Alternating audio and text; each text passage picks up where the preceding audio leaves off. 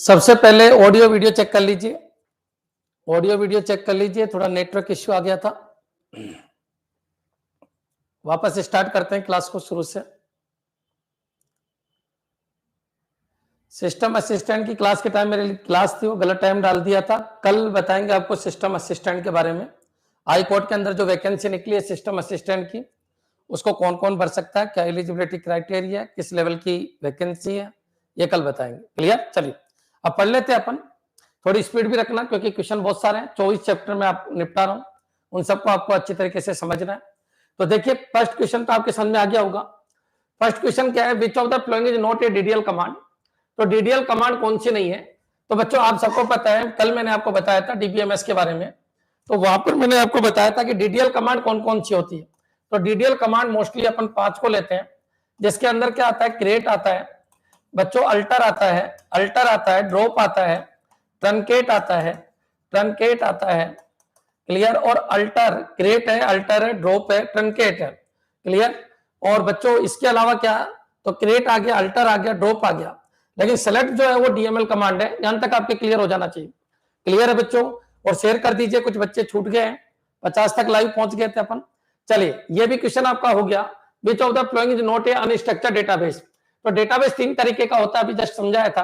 एक तो स्ट्रक्चर, एक अनस्ट्रक्चर और एक सेमी स्ट्रक्चर। स्ट्रक्चर मतलब जो टेबुलर फॉर्मेट होता है और जिनके डोमेन फिक्स होते हैं, प्रत्येक कॉलम में एक फिक्स तरीके का डेटा आएगा, उनको कहते हैं स्ट्रक्चर। जिनमें फिक्स नहीं होता कि कौन से कॉलम में कौन से तरीके का डेटा आएगा, किसी भी तरीके का डेटा आ सकता है, उनको कहते हैं अनस्ट्रक्चर।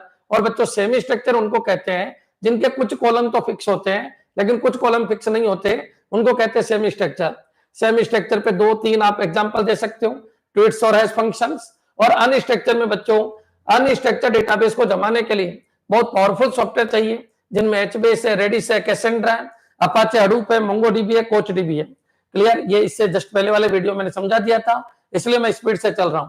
बच्चों स्ट्रक्चर की अगर मैं बात करूं तो स्ट्रक्चर को जमाने के लिए एसक्यूएल बेस के डेटाबेस चाहिए, जिनमें माई एसक्यूएल, ओरेकल, ये दोनों ही ओरेकल के हैं, DB2 IBM का है, एसक्यूएल सर्वर माइक्रोसॉफ्ट का है। ये पॉइंट आपके दिमाग में होना चाहिए। ये किसका है? ये IBM का है। और बच्चों क्यूबेस, ये सर्वर, ये जो सॉफ्टवेयर है, ये किसके लिए काम में आते हैं? ये स्ट्रक्चर डेटाबेस के लिए काम में आते हैं।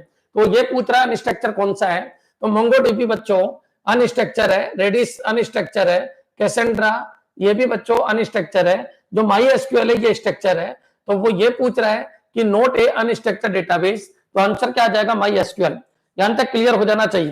क्लियर? नेक्स्ट चलिए आगे बढ़ते हैं बच्चों। इस क्वेश्चन को देखिए, इस क्वेश्चन पे अपना नेटवर्क कट गया था, लेकिन मैं आपको एक बार समझा देता हूं, ER मॉडल पूरा समझा देता हूं। इधर देखिए बच्चों, कॉमन सी बात है, सबसे पहला क्वेश्चन ये आता है ER मॉडल क्या होता है। अगर आपने नेट का एग्जाम दिया है तो उसमें पहला क्वेश्चन यही था, ER मॉडल से आप क्या समझते हो? तो बच्चों किसी डेटाबेस का ग्राफिकल रिप्रेजेंटेशन होता है, उसको अपन ER मॉडल कहते हैं। लेकिन अगर कोई ये पूछे किसी प्रोग्राम का ग्राफिकल रिप्रेजेंटेशन क्या होता है, तो किसी प्रोग्राम का ग्राफिकल रिप्रेजेंटेशन होता है बच्चों फ्लो चार्ट।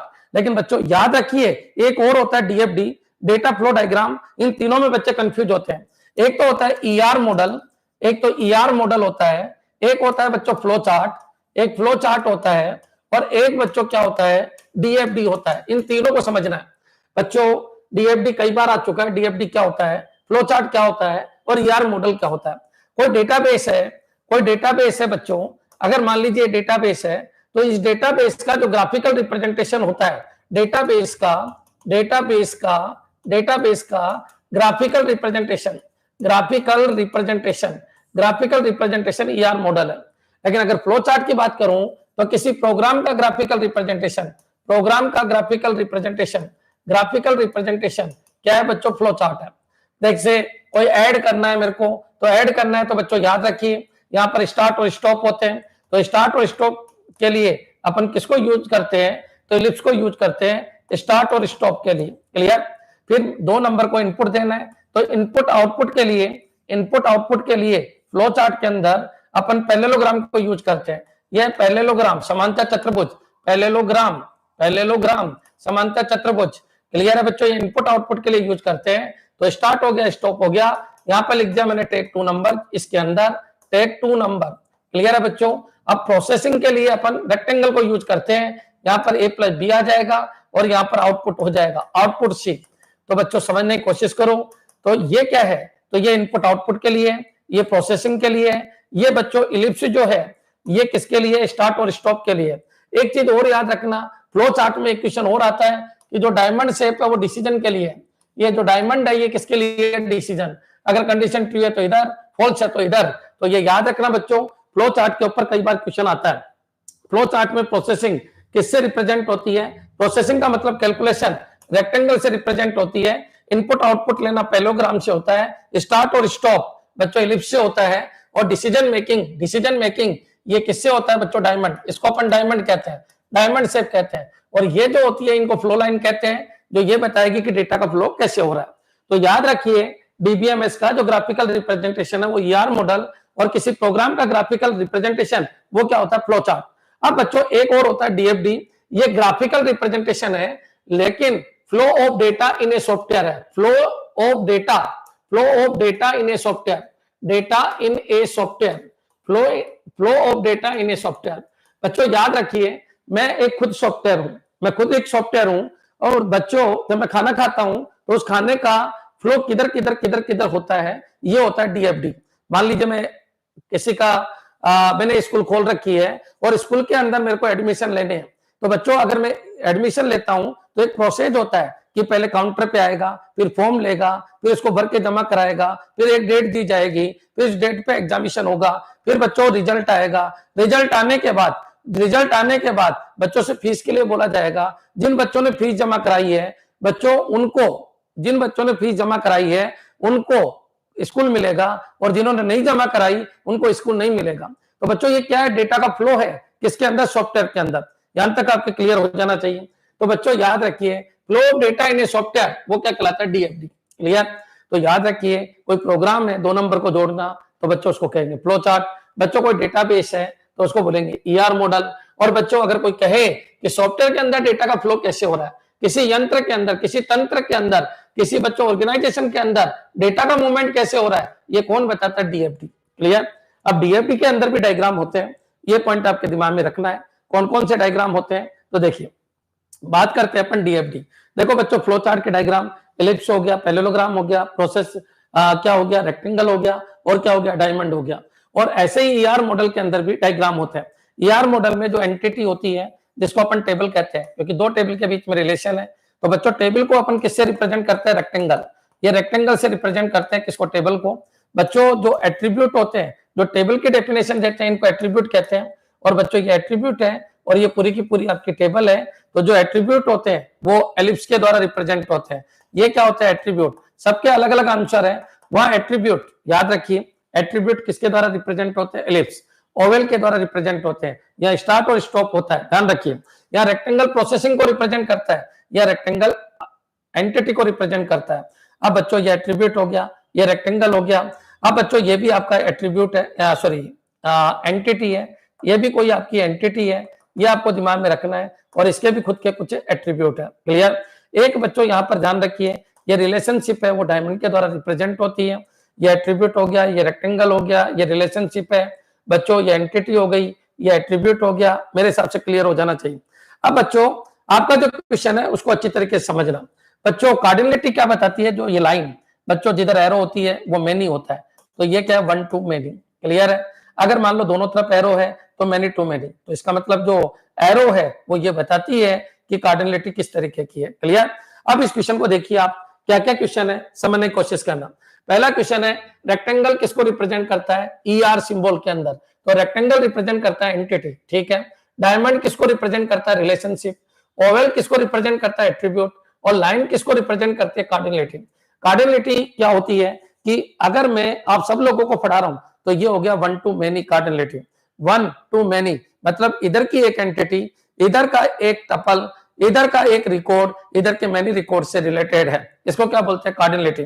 कार्डिनलिटी ये बताती है कि इधर का एक व्यक्ति इधर के कितने व्यक्तियों से संबंधित है, इधर का एक व्यक्ति इधर के कितने व्यक्तियों से संबंधित है, ये कार्डिनलिटी बताती है। याद रखिए एक टेबल है बच्चों किसकी, स्टूडेंट की। और बच्चों याद रखिए इधर एक टेबल है किसकी, स्टूडेंट की। और इधर स्टूडेंट कौन कौन से गेम में पार्टिसिपेट करते हैं, इधर गेम की टेबल है। तो एक स्टूडेंट कई गेम खेल सकता है, तो ये कार्डिनलिटी है 1 to many। अरविंद नाम का स्टूडेंट है, वो फुटबॉल भी खेलता है, क्रिकेट भी खेलता है, तो बच्चों ये है कार्डिनलिटी। कई बार क्वेश्चन आ जाता है कार्डिनलिटी से आप क्या समझते हो? कार्डिनलिटी का मतलब होता है कि एक एंटिटी का एक व्यक्ति दूसरी एंटिटी के कितने व्यक्तियों से रिलेटेड है, बच्चों उसको कार्डिनलिटी कहते हैं। कार्डिनलिटी होती है कितने तरीके की? 4, 1 to many, many to one, many to many और many to 1 to many। Clear? तो ये आपके दिमाग में रहना है। अब बच्चों एक चीज याद रखना, कई बार कार्डिनलिटी के ऊपर क्वेश्चन आ जाता है, कार्डिनलिटी के ऊपर क्वेश्चन आ जाता है, तो देख लेते हैं। ये आपका डायग्राम दे दिया जाता है और वो ये पूछता है ये कौन सी कार्डिनलिटी है। तो बच्चों many to one है, क्योंकि many लोग एक व्यक्ति से जुड़े हैं, many to one है, और 1 to many भी है, तो इसका मतलब ये many to many हो गई। क्लियर है? कई बार ये पूछ लेता है बताओ ये कार्डिनलिटी कौन सी है, बच्चों वो ऐसे दे दे ये कार्डिनलिटी कौन सी है, तो ये 1 to 1 है। बच्चों कई बार ये पूछ लेता है कि बताइए ये कार्डिनलिटी कौन सी है, मैंने लिखा 1 2 3, यहाँ पर A B C, और बच्चों इस तरीके से मैंने लिख दिया। तो बच्चों ये कार्डिनलिटी many to one है, many to one है, क्योंकि इधर many लोग एक व्यक्ति से जुड़ा हुआ है। क्लियर? याद रखिए many व्यक्ति many एक से जुड़ा हुआ है। और अगर ऐसे कर दूं या 2 1 3 और यहाँ पर A B कर दूं, तो बच्चों यहाँ पर एक व्यक्ति कईयों से जुड़ा हुआ है, तो 1 to many है। ये आपके दिमाग में होना चाहिए। तो कार्डिनलिटी पहचानना आना चाहिए कि ठीक है यार इधर तो many है, वो एक से जा रहा है, तो इसका मतलब many to one भी है, many to one। अब इधर आ जाओ, 1 many पे जा रहा है, 1 many पे जा रहा है, तो दोनों को जोड़ो तो many to many हो गया। यहाँ पर बच्चों एक का एक से ही है, ये स्पष्ट दिख जाता है। यहाँ पर बच्चों मल्टीपल एक पे जा रहा है, मल्टीपल एक पे जा रहा है, तो मल्टीपल एक पे जा रहा है, और ये 1 to many। तो बच्चों कार्डिनलिटी में से अगर क्वेश्चन आए तो आप कर सकते हो। डायग्राम आपसे पूछ सकता है आइए लेवल पर, आइए लेवल पर। क्लियर? टूज कॉम्प्लीमेंट, अरे भाई पुलकित आने वाला है जब पढ़ लेना, क्यों अपनी आत्मा को इतना डिस्टर्ब करता है? जल्दी पढ़ना है तो कोर्स ले लें, और वहां पर सब कुछ समझा रखा है। क्लियर? बाकी एक एक क्वेश्चन के हिसाब से मैं आपको पूरा ब्रह्मांड समझा रहा हूँ। क्लियर? हो सके अगर मेरा सपोर्ट करना चाहते हो आप, तो आप शेयर कर सकते हो आपके टेलीग्राम ग्रुप, आपके व्हाट्सएप ग्रुप, आपके फेसबुक ग्रुप के ऊपर। हाँ, ये मैं गारंटी देता हूँ, जिसने मेरे एक बार वीडियो देख लिए उनकी फिनिशिंग आएगी। 100% अंबिका वाले बच्चे सारे सेलेक्ट होते हो, आपको भी पता है, सबका सिलेक्शन होगा, ये मैं विश्वास दिलाता हूँ। जिसने अंबिका के वीडियो देख रखे हैं एक बार, उन सबकी नौकरी लगेगी और 100% लगेगी। इसके जीते जागते एग्जाम्पल पिछले 4 एग्जाम है, चारों एग्जाम में क्या हालत है राजस्थान की और अंबिका की क्या हालत है, वो आपको पता चल जाएगा। क्लियर? चलिए आगे बढ़ते हैं। तो कार्डिनलिटी क्या होता है बच्चों, ये आपके क्लियर हो जाना चाहिए। फिर मैं एक बार डेफिनेशन दे देता हूं कि फर्स्ट एंटिटी के कितने व्यक्ति सेकंड एंटिटी के कितने व्यक्तियों से रिलेटेड है, जो ये बताता है उसी को क्या कहते हैं? कार्डिनलिटी। कार्डिनलिटी एक रिलेशनशिप है दो एंटिटी के बीच में, जो ये बताता है कि फर्स्ट एंटिटी के कितने टपल दूसरी एंटिटी के कितने टपल से रिलेटेड है। क्लियर है बच्चों? चलिए आगे बढ़ते हैं अपन, यहां तक समझ में आ जाना चाहिए। अब अपने टॉपिक पे आइए, ये तो क्लियर। अब बच्चों डीएफडी की बात चल रही थी, डीएफडी की बात चल रही थी। मैंने आपको क्या बता दिया? रेक्टेंगल ईआर मॉडल में रेक्टेंगल बच्चों एंटिटी होता है, डायमंड रिलेशनशिप होता है, ओवल एट्रीब्यूट होता है, लाइन कार्डिनलिटी होती है। कार्डिनलिटी तक मैंने आपको समझा दिया। अब आ जाइए, अब बच्चों अपन जो क्वेश्चन समझ रहे हैं उसमें एक चीज रह गई अपनी, वो है डीएफडी के डायग्राम। देखो बच्चों डीएफडी के जब डायग्राम की बात होगी तो डीएफडी में क्या होता है, 2-3 चीजें चलती है। ये क्या है? इंटरनल और एक्सटर्नल चीजें चलती है। और डीएफडी हमेशा ध्यान रखिए, डीएफडी ऐसे में पूरा टॉपिक आएगा तो मैं आपको पूरा समझा दूंगा, लेकिन अभी तुम इतना याद रखना बच्चों, यहां पर क्या होता है, यहां पर ये प्रोसेस है, प्रोसेस, ये क्या है? प्रोसेस है, कोई ना कोई प्रोसेस हो रहा है।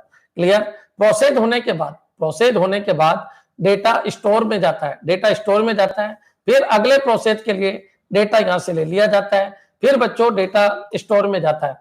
क्लियर? इस तरीके से पूरा चल रहा है। और लास्ट ये एक्सटर्नल है, ये भी एक्सटर्नल है। क्लियर?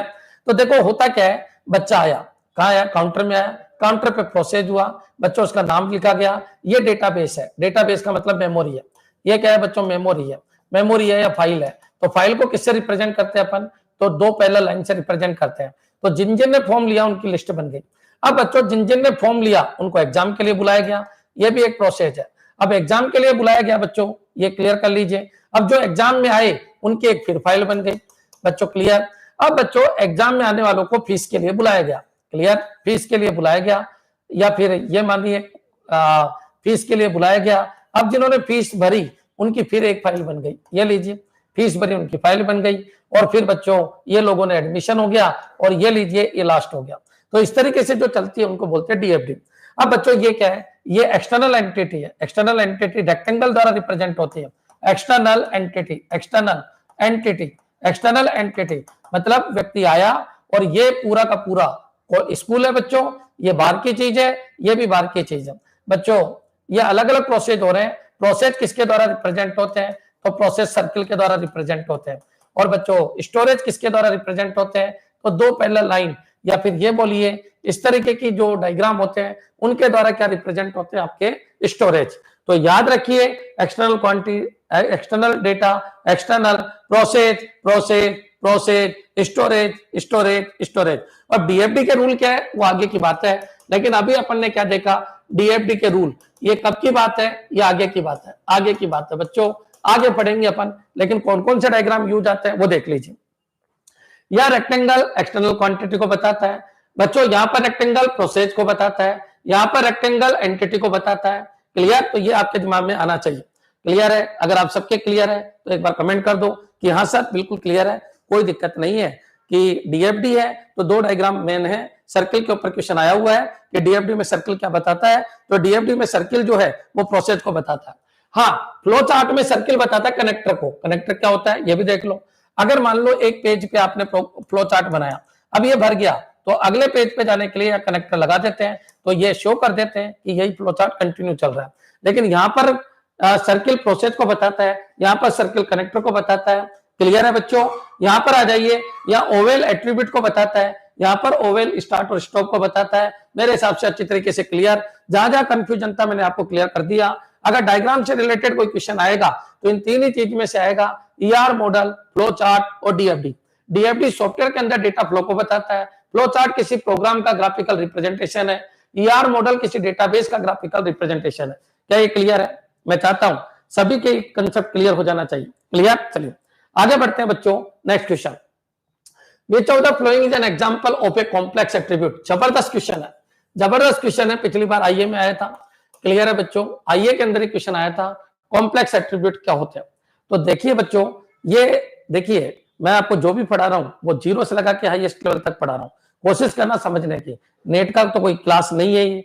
हाँ, नेट से नीचे नीचे का पूरा लेवल मैं कवर करूंगा, चाहे आप पीजीटी दो, चाहे टीजीटी दो, चाहे यूपीएलटी दो, चाहे बीपीएससी दो, सबको कवर कर लेंगे। अब बच्चों वो कह रहे हैं कॉम्प्लेक्स एट्रीब्यूट क्या है।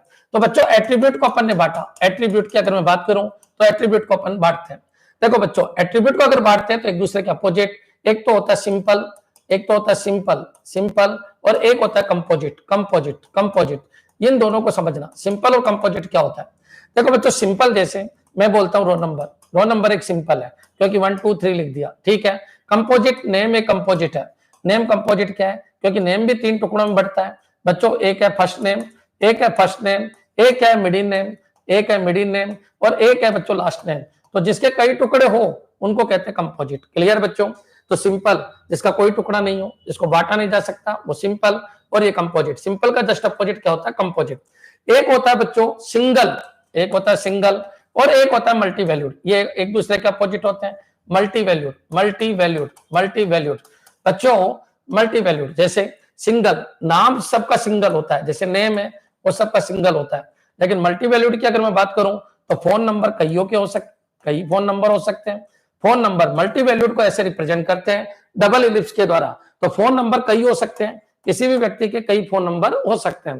तो फोन नंबर एक मल्टी वैल्यूड एट्रीब्यूट है, लेकिन नेम एक सिंगल एट्रीब्यूट है, रो नंबर एक सिंगल एट्रीब्यूट है। क्लियर, चलिए तो बच्चों सिंपल वर्सेज कंपोजिट क्वेश्चन आ जाता है। सिंगल वर्सेज सिंगल का अपोजिट क्या होता है, सिंगल और मल्टी वैल्यूड है। एक होता है बच्चों स्टोर और एक होता है derived, derived, derived. Clear, store क्या होता है, जो डायरेक्टली पता है अपन को, जैसे रो नंबर है तो ये कहीं से भी निकालने की जरूरत नहीं है, तो स्टोर। और ड्राइव्ड क्या होता है, स्टोर बिल्कुल ऐसा हो गया, जैसे रो नंबर है तो स्टोर है, और ड्राइव्ड है जो किसी से निकलता है, जैसे एज। एज कैसे निकलती है, तो बच्चों करंट डेट में से, करंट डेट में से, करंट डेट में से आज की जो डेट है उसमें से माइनस कर दो किसको, डीओबी को, तो एज निकल जाती है। तो बच्चों ड्राइव्ड एट्रीब्यूट ऐसे डेट डेट डेट से रिप्रेजेंट होते हैं। तो याद रखना बच्चों, आईए के ऊपर इतने इजी क्वेश्चन आपके आ सकते हैं। एज ड्राइव्ड एट्रीब्यूट होता है, एज एक ड्राइव्ड एट्रीब्यूट होता है, स्टोर का जस्ट अपोजिट होता है। क्लियर? एक होता है बच्चों कॉम्प्लेक्स। कॉम्प्लेक्स क्या होता है? तो कॉम्प्लेक्स में क्या होता है बच्चों? कॉम्प्लेक्स में दो चीज चलती है। कॉम्प्लेक्स के अंदर दो चीज चलती है, कंपोजिट भी चलता है। कंपोजिट मतलब बहुत सारी वैल्यूज हो सकती है और प्रत्येक वैल्यू टूट भी सकती है बच्चों। कंपोजिट कंपोजिट और मल्टी वैल्यूड, मल्टी वैल्यूड दोनों मिलाकर, मल्टी वैल्यूड दोनों मिलाकर क्या बनता है? कॉम्प्लेक्स। मल्टी वैल्यूड मतलब जैसे एड्रेस, एड्रेस जो चीज है बच्चों, एक मिनट सुनो, एड्रेस क्या दो नहीं हो सकते? बिल्कुल हो सकते हैं। मल्टी वैल्यूड है, दो एड्रेस है, एक एड्रेस दूसरा एड्रेस, और प्रत्येक एड्रेस गली मोहल्ला और शहर, गली मोहल्ला शहर चल सकता है, इसलिए वो प्रत्येक एड्रेस कंपोजिट भी है, तो उनको क्या कहते हैं अपन? कॉम्प्लेक्स। क्लियर? मेरे हिसाब से एट्रीब्यूट आपके क्लियर हो जाना चाहिए। कंपोजिट प्लस मल्टी वैल्यूड को क्या कहते हैं अपन? कॉम्प्लेक्स। बच्चों याद रखिए, ऐसे क्वेश्चन आते हैं और तुम छोड़ के आ जाते हो। इसलिए छोड़ के आ जाते हो क्योंकि शॉर्टकट कीज से तुमको फुर्सत ही नहीं है। तुम वही control plus C, control plus V, control plus P, इसी में पूरा दिन लगा देते हो। सही तरीका यह है, आपको सब कुछ पढ़ के जाना है। और अगर तुमको अच्छी लग रही है क्लास तो शेयर तो बनता है बच्चों, और जिसने सब्सक्राइब नहीं किया चैनल को कर लीजिए, घंटी बजा दीजिए एक बार। ठीक है बच्चों, चलिए। तो एट्रीब्यूट कौन कौन से तरीके के होते हैं, किसका डायग्राम क्या है, पहचानिए। अब एज क्या है? तो ड्राइव्ड एट्रीब्यूट है, सबको पता है एज ड्राइव्ड एट्रीब्यूट है। एड्रेस क्या है? तो एड्रेस बच्चों मल्टी वैल्यूड भी हो सकता है, और अगर दो एड्रेस है किसी के, परमानेंट एड्रेस बच्चों, करस्पॉन्डिंग एड्रेस, तो कॉम्प्लेक्स भी हो जाएगा। सैलरी फिक्स होती है यानी स्टोर्ड है, सिंपल है। नेम क्या है? तो फिक्स है बच्चों, नेम फिक्स है। तो जो एड्रेस है बच्चों वो एक कॉम्प्लेक्स एट्रीब्यूट हो सकता है। क्लियर? यहां तक आपके समझ में आना चाहिए। अगर आप सबके क्लियर है तो अपन आगे बढ़ते हैं। देखो बच्चों, कोई ये पूछे रोल नंबर के बारे में बताइए क्या क्या हो सकता है, तो इनमें से कोई एक होगा, तो इनमें से सिंपल होगा। बच्चों याद रखिए, रोल नंबर एक ही होता है, इसलिए इनमें से कोई एक होगा, सिंगल होगा। किसी से ड्राइव नहीं होगा बच्चों, डायरेक्टली स्टोर होगा। तो ये याद रखिए, रोल नंबर एक सिंपल, सिंगल और स्टोर एट्रीब्यूट है। ठीक है? अगर कोई पूछे सर एज बताइए, एज क्या होगी, तो एज बच्चों इनमें से क्या होगी? सिंपल होगी। क्लियर है बच्चों? सिंपल होगी। क्लियर? सिंपल भी हो सकते हैं, कंपोजिट भी हो सकती है, क्योंकि एज, ईयर, मंथ और इसमें भी तो पूछ सकता है। तो याद रखिए, एज आपकी क्या हो जाएगी? कंपोजिट। समझने की कोशिश करो, क्या हो जाएगी? एज आपकी कंपोजिट हो जाएगी। क्लियर? फिर चलिए आगे बढ़ते हैं। इनमें से एज मल्टी वैल्यूड नहीं होगी, क्या होगी? सिंगल वैल्यूड होगी। ठीक है? इनमें से स्टोर नहीं होगी, ड्राइव्ड होगी। ड्राइव्ड होगी बच्चों क्योंकि निकाली जा रही है, ड्राइव्ड होगी। कॉम्प्लेक्स नहीं हो सकती क्योंकि एक बंदे की दो एज नहीं हो सकती। क्लियर? तो इस तरीके से आपको पहचानना है, और याद रखना बार बार ये एड्रेस वाला क्वेश्चन ही आता है। एड्रेस एक कॉम्प्लेक्स एट्रीब्यूट है। बाकी इन सब के लिए मैंने आपको बता दिया, नेम एक बंदे का एक ही होता है, इसलिए कॉम्प्लेक्स हो ही नहीं सकता क्योंकि मल्टी वैल्यूड होना जरूरी है। सैलरी एक बंदे की एक ही होगी, इसलिए दो वैल्यू नहीं हो सकती। एज भी एक ही होती है, इसलिए दो नहीं हो सकती, इसलिए आंसर क्या होगा? एड्रेस। क्या ये क्लियर है आप सब लोगों के? क्या ये क्लियर है सब लोगों के? चलिए एक बार मैं सबके कमेंट देखना चाहता हूं, address is a complex attribute. Very good, address a complex attribute है। क्लियर? बिल्कुल सही है, बिल्कुल सही है। मैं सबके कमेंट देखना चाहता हूं, जितने भी बच्चे प्रेजेंट है उन सबके कमेंट देखना चाहता हूं। और अंबिका वालों की तो बच्चों बात ही अलग है, मैं आपको फिर क्लियर कर देता हूं। सबके सिलेक्शन होंगे, जिसने एक महीना है ले लीजिए वीडियो, पढ़ना स्टार्ट कर दीजिए, 100% सिलेक्शन होगा। अंबिका वालों को जैसे जैसे मैं पढ़ा रहा हूं सब कुछ दिमाग में आ रहा होगा, अरे यार सर वाकई ये चीज थी। क्लियर? हर क्वेश्चन को मैं रिपीट कराने की कोशिश कर रहा हूं। नेक्स्ट चलिए, ये क्वेश्चन बच्चों आपके कंप्यूटर टीचर में भी आया था, यही क्वेश्चन सेम टू सेम आपके कंप्यूटर टीचर में आया था। अब तुम सोच रहे होंगे गुरुजी हमको तो इस लेवल का पढ़ाया ही नहीं गया था, लेकिन अंबिका वालों को पढ़ाया गया था बच्चों। यहाँ आ जाइए बच्चों, नॉर्मल फॉर्म इधर है और उनके यूज इधर है। नॉर्मल फॉर्म, कौन सी नॉर्मल फॉर्म का क्या यूज है, समझने की कोशिश करना, कौन सी नॉर्मल फॉर्म का क्या यूज है। बच्चों याद रखिए, फर्स्ट नॉर्मल फॉर्म क्या होता है, तो मैं आपको थोड़ा सा आइडिया दे देता हूं। नॉर्मल फॉर्म क्या होता है और कार्डिनलिटी क्या होती है। कार्डिनलिटी के थ्रू छोटी छोटी टेबल को मर्ज किया जाता है, और नॉर्मल फॉर्म के थ्रू उन बड़ी टेबल को छोटी छोटी टेबल में तोड़ा जाता है। कार्डिनलिटी मर्ज करने के लिए बनी है, बच्चों नॉर्मलाइजेशन टुकड़े करने के लिए बना है, ताकि रिडंडेंसी हट सके, जो बार बार रिपीटेशन है वो हट सके। याद रखिए बच्चों, ये क्वेश्चन बनते हैं एमएस एक्सेल के अंदर से। एमएस एक्सेल एक डेटाबेस से डायरेक्ट पूछ लेगा नॉर्मल फॉर्म से आप क्या समझते हो, तो नॉर्मल फॉर्म से हम समझते हैं कि यार रिडंडेंसी ज्यादा होगी, कोई डेटा बार बार रिपीट हो रहा होगा, तो अपन क्या करें, जो बार बार रिपीट हो रहा है उनको अलग टेबल में रख लो, और जो कम रिपीट हो रहा है उनको अलग टेबल में रख लो। और उनके बीच में रिलेशनशिप बना दो, यही क्या कहलाती है बच्चों, रिडंडेंसी। Clear, redundancy. और ये जो फॉर्मेट होता है रिडंडेंसी को हटाने का, इसको बोलते हैं नॉर्मलाइजेशन।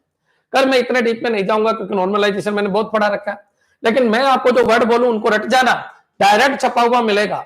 फर्स्ट नॉर्मल फॉर्म में डेटा ऑटोमिक होते हैं, एटॉमिक होते हैं। क्या होते हैं, एटॉमिक होते हैं। अगर कोई पूछे क्या ये टेबल फर्स्ट नॉर्मल फॉर्म में, यहाँ पर लिखा रो नंबर, यहाँ पर लिखा सब्जेक्ट, यहाँ पर रो नंबर, यहाँ पर सब्जेक्ट, मैंने लिखा 1, यहाँ सी और C++, और बच्चों यहाँ पर 2, यहाँ पर लिख दिया मैंने जावा। क्या ये फर्स्ट नॉर्मल फॉर्म में?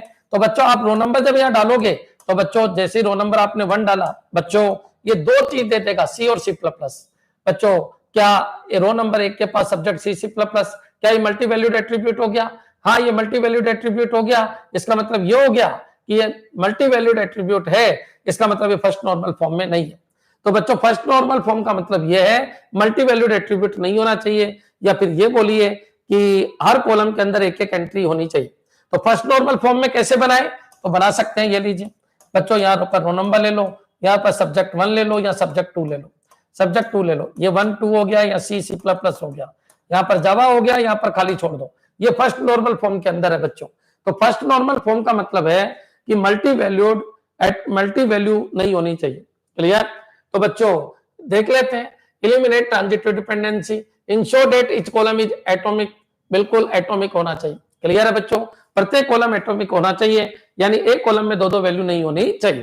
क्लियर? तो ये फर्स्ट नॉर्मल फॉर्म है। सेकंड नॉर्मल फॉर्म क्या होती है ये मैं आपको क्लियर कर देता हूं। याद रखना बच्चों, जिन्होंने मेरी क्लास ली थी उनको पता है सेकंड नॉर्मल फॉर्म क्या होती है। सेकंड नॉर्मल फॉर्म का मतलब, इधर ध्यान दीजिए, non prime attribute fully functional dependent on candidate key, candidate key के ऊपर फुल्ली फंक्शनल डिपेंडेंट होगा नॉन प्राइम एट्रीब्यूट। बच्चों याद रखना, non prime attribute fully functional dependent on C K, ये होना ही चाहिए, तभी जाके वो क्या होगा, सेकंड नॉर्मल फॉर्म के अंदर होगा। अगर इधर नॉन प्राइम एट्रीब्यूट है, अगर अगर अगर अगर इधर नॉन प्राइम एट्रीब्यूट है तो इधर सीके होगा, सीके का बच्चा नहीं होगा। पढ़ लेते हैं, eliminate transitive dependency, address multi value dependency, remove partial dependency on the primary की। क्लियर? तो बच्चों एक बार बताइए क्या होगा, address multi value dependency, eliminate transitive dependency. Transitive dependency का मतलब है कि ये इससे यह आएगा, इससे यह आएगा, तो उसको हटाना, ट्रांजिटिव डिपेंडेंसी। क्लियर? तो remove partial dependency on the primary की। ठीक है? थर्ड नॉर्मल फॉर्म देखो, क्योंकि इसमें लैंग्वेज थोड़ी ढंग से नहीं लिख रखी, लेकिन थर्ड नॉर्मल फॉर्म ये कहता है कि या तो इधर प्राइमरी की होनी चाहिए, प्राइम एट्रीब्यूट होना चाहिए, या तो इधर प्राइम एट्रीब्यूट होना चाहिए, या फिर इधर क्या होना चाहिए, कैंडिडेट की होनी चाहिए। क्लियर? मैं आपको लास्ट में याद करवा दूंगा, उसके हिसाब से आपको चलना है। तो बच्चों फर्स्ट में थर्ड ये रहा, फर्स्ट में थर्ड ये रहा। अब सेकंड में क्या है, ए का मतलब ये है remove partial dependency on the primary की, प्राइमरी की के ऊपर पार्शियल डिपेंडेंसी को रिमूव करना है, फुल फंक्शनली डिपेंडेंट होना चाहिए, एफडीए होना चाहिए, फुल फंक्शनली डिपेंडेंट। क्लियर? अब चलिए थर्ड नॉर्मल फॉर्म क्या कहती है, देखो बीसीएनएफ ये कहता है कि address multi value dependency, multi value dependency, eliminate transitive dependency. देखिए ट्रांजिटिव डिपेंडेंसी जब भी आए बीसीएनएफ लगा देना। क्या लगा देना, बीसीएनएफ, क्योंकि ये क्या कर रहा है, ट्रांजिटिव डिपेंडेंसी को उठाएगा। देखो बच्चों डायरेक्ट डिपेंडेंसी होनी चाहिए सीके के ऊपर, हो सकता है आपके लेवल पे टफ बन जाए, सीके के ऊपर डायरेक्टली डिपेंडेंसी होनी चाहिए, तो एलिमिनेट ट्रांजिटिव डिपेंडेंसी। क्लियर? गलत हो गया बच्चों, ये बनेगा बीसीएनएफ बनेगा एलिमिनेट ट्रांजिटिव डिपेंडेंसी 3NF, और ये बनेगा बीसीएनएफ क्या, डी। तो बच्चों फर्स्ट में बनेगा सी, सेकंड में बनेगा ए, थर्ड में बनेगा, थर्ड नॉर्मल फॉर्म इसमें बनेगा बी, और फोर्थ में बनेगा क्या, डी। अब बच्चों ये नॉर्मल फॉर्म आपको एक बार देखना है, क्योंकि ये इतनी डेंजर है, क्योंकि अभी यहाँ समझाने लग गया तो 1 घंटा लग जाएगा। क्लियर? बाकी मैंने खूब समझा रखा है, एक बार जरूर देखना इसको। क्लियर? लेकिन आप रट लो, इसको रट लो कि बीसीएनएफ में क्या होता है, इधर हर चीज कैंडिडेट की या की से निकलती है, बस इतना सा ध्यान रखना, हर चीज केवल की से निकलती है, हर चीज केवल की से निकलती है, की से निकलती है। थर्ड नॉर्मल फॉर्म में क्या होगा, या तो इधर प्राइम एट्रीब्यूट होगा, या फिर इधर कैंडिडेट की होगा, इधर प्राइम एट्रीब्यूट होगा या फिर इधर कैंडिडेट की होगा। क्लियर? तो ये ट्रांजिटिव डिपेंडेंसी को हटा रही है, ये मल्टी वैल्यूड डिपेंडेंसी को हटा रही है, ये पॉइंट आपके याद रखना या रट लो इनको अच्छी तरीके से। ट्रांजिटिव वर्ड आए थर्ड लगा देना, फुल्ली पार्सल डिपेंडेंसी आए सेकंड लगा देना, एटॉमिक आए फर्स्ट लगा देना, और बच्चों बीसीएनएफ आए तो मल्टी वैल्यू डिपेंडेंसी लगा देना, मल्टी वैल्यू डिपेंडेंसी लगा देना। क्लियर? तो ये आपके क्लियर हो जाना चाहिए। क्लियर है बच्चों? चलिए, थोड़ा टफ ले लिया मैंने, आपके लेवल से बाहर है, ठीक है। आगे बढ़ते हैं बच्चों, इस क्वेश्चन को देखिए, ये कंप्यूटर टीचर के अंदर आया था बच्चों। Which of the following statement is true about super key in a relational database? और बच्चों इसके ऊपर बहुत सारे 500 बच्चे फिर सेलेक्ट भी हुए थे। 500 बच्चे जब इस क्वेश्चन को सही किया गया, इस क्वेश्चन का ऑब्जेक्शन में नहीं लगाया था सबसे पहले, याद रखिए इस क्वेश्चन के ऊपर 500 बच्चे वापस सेलेक्ट किए हैं। क्या आपको याद आ रहा है? एक बार कमेंट कर दो, हाँ सर ये क्वेश्चन था, हाँ सर ये क्वेश्चन भी था, हाँ सर ये क्वेश्चन भी था। क्लियर? तो ये सारे क्वेश्चन वहीं से है, कंप्यूटर टीचर से बार बार आ रहे हैं। तुमको इतना याद रख लेना, एटॉमिक वाला फर्स्ट नॉर्मल फॉर्म, ट्रांजिटिव वाला थर्ड कर देना, पार्शियल डिपेंडेंसी वाला सेकंड कर देना, और मल्टी वैल्यूड वाला फोर्थ कर देना। ये ऐसे ही रट लो, अभी बहुत टाइम लगा देंगे अपन इसमें, तो इसको रट लीजिए। नेक्स्ट चलिए आगे बढ़ते हैं। Which of the following statement is true about super key in a relational database? बच्चों की से एक क्वेश्चन जरूर आएगा। कौन कौन सी की होती है समझने की कोशिश करना। क्लियर? मैं एक बार की स्टार्ट,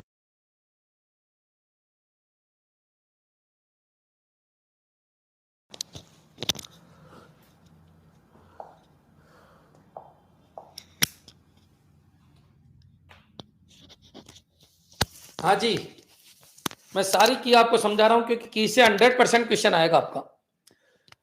आपके पास टाइम है 1 मिनट का, आप शेयर कर सकते हो, आपके जो भी ग्रुप है उनके अंदर शेयर कर सकते हो।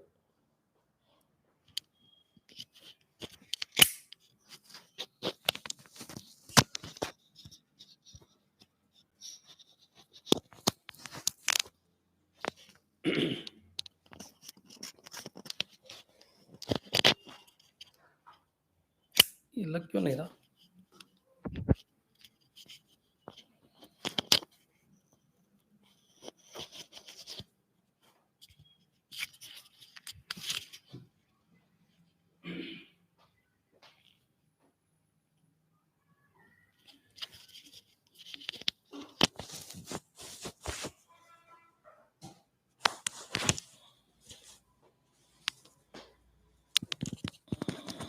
हाँ जी बच्चों, की कौन कौन सी होती है समझने की कोशिश करना। बच्चों सबसे पहला क्वेश्चन तो ये की क्या है सर, की को पूरा समझा दीजिए आप।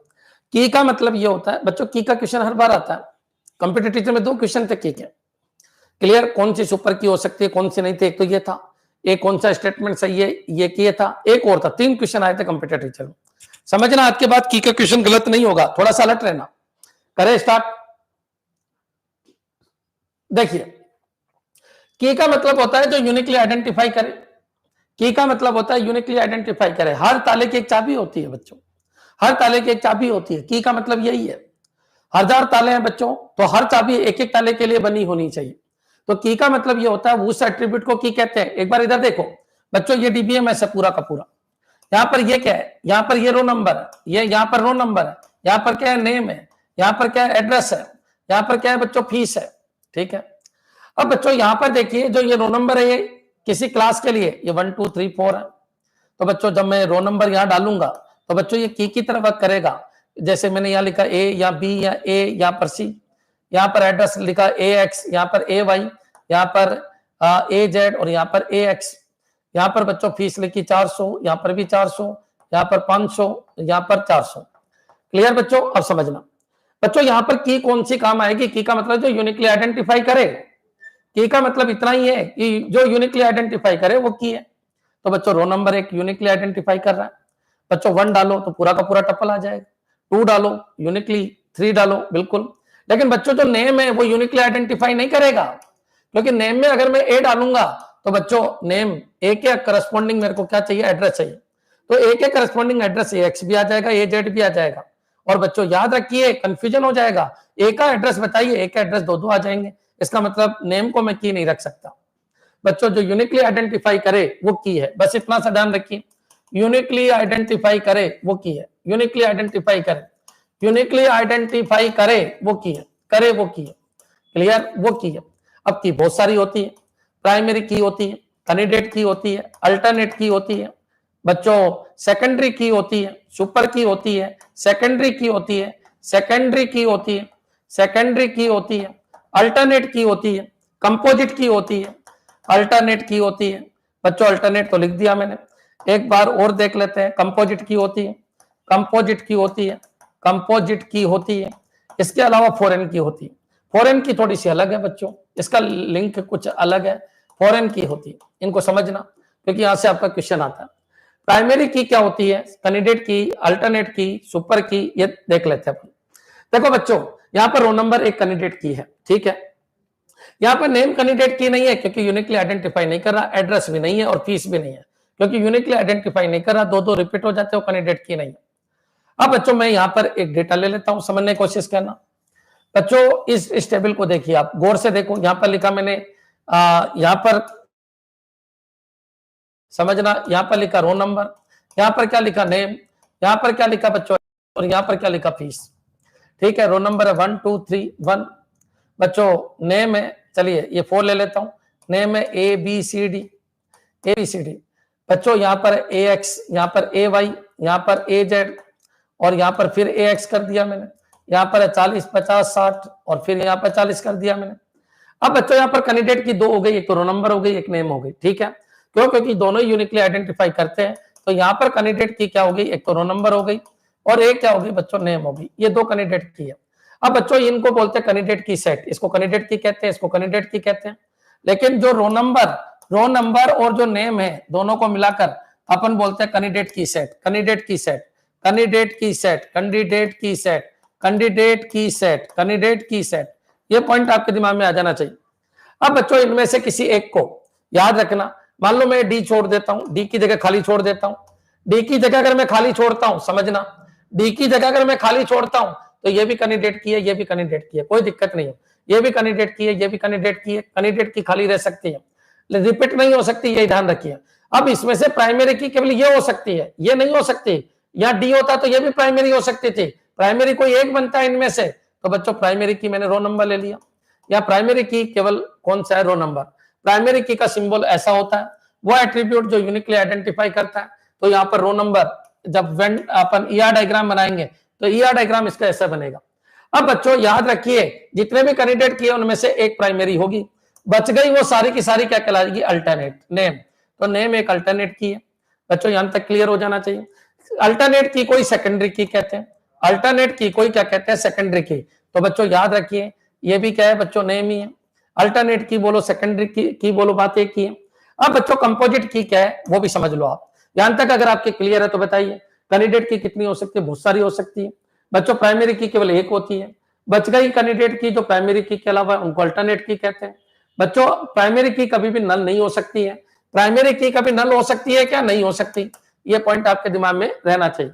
अब बच्चों सेकेंडरी की और अल्टरनेट की एक ही नाम है, कंफ्यूज मत होना। अब चलिए अपन कंपोजिट की बात कर लेते हैं, क्लियर है अंत तक, ये तो आपके सामने आ जाना चाहिए।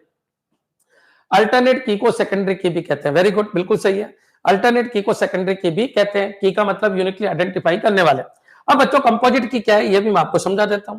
बच्चों देखिए यहां पर होता क्या है, यहां पर होता क्या है, यहां पर मान लीजिए रोल नंबर है, यहां पर क्या है, नेम है, यहां पर क्या है, एड्रेस है, और यहां पर बच्चों फीस है।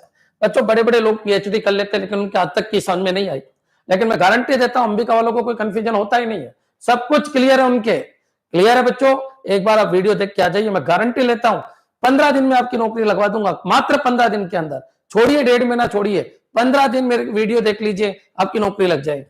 देखो बच्चों यहाँ रोल नंबर है, मैंने लिखा 1 2 3, यहां पर लिखा मैंने क्या, 1 2 3 की जगह मैंने यहां पर कर दिया 2। चलो यहां पर वापस 2 कर दिया, यहां पर ए, यहां पर बी, यहां पर भी मैंने क्या कर दिया, ए कर दिया। बच्चों यहां पर ए एक्स कर दिया, ए वाई कर दिया और ए एक्स कर दिया, ठीक है। अब बच्चों यहां पर मैंने क्या कर दिया, C Z C Z C Z कर दिया, ठीक है। बच्चों कैंडिडेट की ना तो ये हो सकती है, ना ये हो सकती है, और ना ये हो सकती है, ना ये हो सकती है, ये कंफर्म कर लो। लेकिन बच्चों दो को मिलाने से एक एक इंडिविजुअल कैंडिडेट की नहीं है, एक एक इंडिविजुअल कैंडिडेट की नहीं है, लेकिन इन दोनों को मिलाने के बच्चों आपने देखा होगा कई बार, आप जब कोई डेटा सर्च करते हो तो रोल नंबर और नेम दोनों से करते हो, तो बच्चों ये दोनों मिलाकर आपकी कैंडिडेट की बन जाती है, क्योंकि एक इंडिविजुअल नहीं बनती। जब एक इंडिविजुअल बनती है तो कैंडिडेट की, और बच्चों दो को मिलाकर अपन कैंडिडेट की बनाते हैं तो इसको बोलते हैं कंपोजिट की। तो इस समय रो नंबर प्लस क्या नेम, ये दोनों मिलकर क्या कहलाता है कंपोजिट की। क्लियर। तो कंपोजिट की क्या है, जब कैंडिडेट की एक अकेला कॉलम नहीं है तो बच्चों दो कॉलम को मिला के बनाइए, दो से भी नहीं बन रहा है तो कोशिश करो तीन को मिलाकर बनाइए, तो वो क्या कहलाता है कंपोजिट की। यहां तक क्लियर हो गया होगा। अब चलिए सुपर की। तो बच्चों कई बार ये क्वेश्चन आ जाता है यूनिकली आइडेंटिफाई कौन करता है, तो सुपर की। डायरेक्ट टिक कर देना, यूनिकली आइडेंटिफाई करता है सुपर की। सुपर की वो सारे कलेक्शन है जो यूनिकली आइडेंटिफाई करता है। सुपर की वो सारे कलेक्शन है जो यूनिकली आइडेंटिफाई करता है। देखिए ना कैसे, एक मिनट सुनो बच्चों। अगर मैं ये बोलूं, अलर्ट रहना, बिल्कुल सुपर की समझाता हूं, मेरे हिसाब से एक बार कमेंट कर दो। कैंडिडेट की यूनिकली आइडेंटिफाई करने वाले, कैंडिडेट की नल हो सकती है क्या, बिल्कुल हो सकती है। बच्चों खाली रह सकती है, बिल्कुल हो सकती है। इनमें से एक वो जो खाली नहीं है उसको प्राइमरी की बना देंगे, बच गई वो सारी की सारी अल्टरनेट की हो जाएगी, उन्हीं को सेकेंडरी की कहेंगे। कोई एक एट्रीब्यूट अगर कैंडिडेट की नहीं है तो बच्चों मिक्स करके लेंगे, उसको कंपोजिट की कह देते हैं। अब बचा केवल सुपर की और फॉरेन की, तो सुपर की चर्चा अपन कर लेते हैं। क्लियर।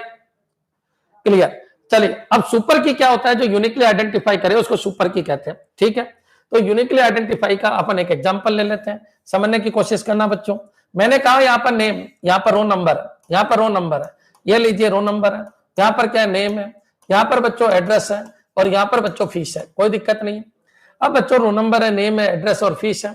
मैंने लिखा यहाँ पर 1 2 3 और 1 2 3 और ये लीजिए 4 ले लिया मैंने। क्लियर, 1 2 3 4। यहाँ पर ए बी ए सी, बच्चों यहाँ पर एक्स वाई जेड एक्स ले लिया, और यहाँ पर मैंने लिख दिया P Q R S. Clear. चलिए अब बच्चों एक चीज समझना, यहाँ पर कैंडिडेट की है क्या कोई, तो बिल्कुल कैंडिडेट की है। अच्छा कितनी है कैंडिडेट की, एक तो रो नंबर है, और बच्चों और कौन सी है, तो एक कैंडिडेट की और है, क्या बन सकती है बच्चों, फीस है।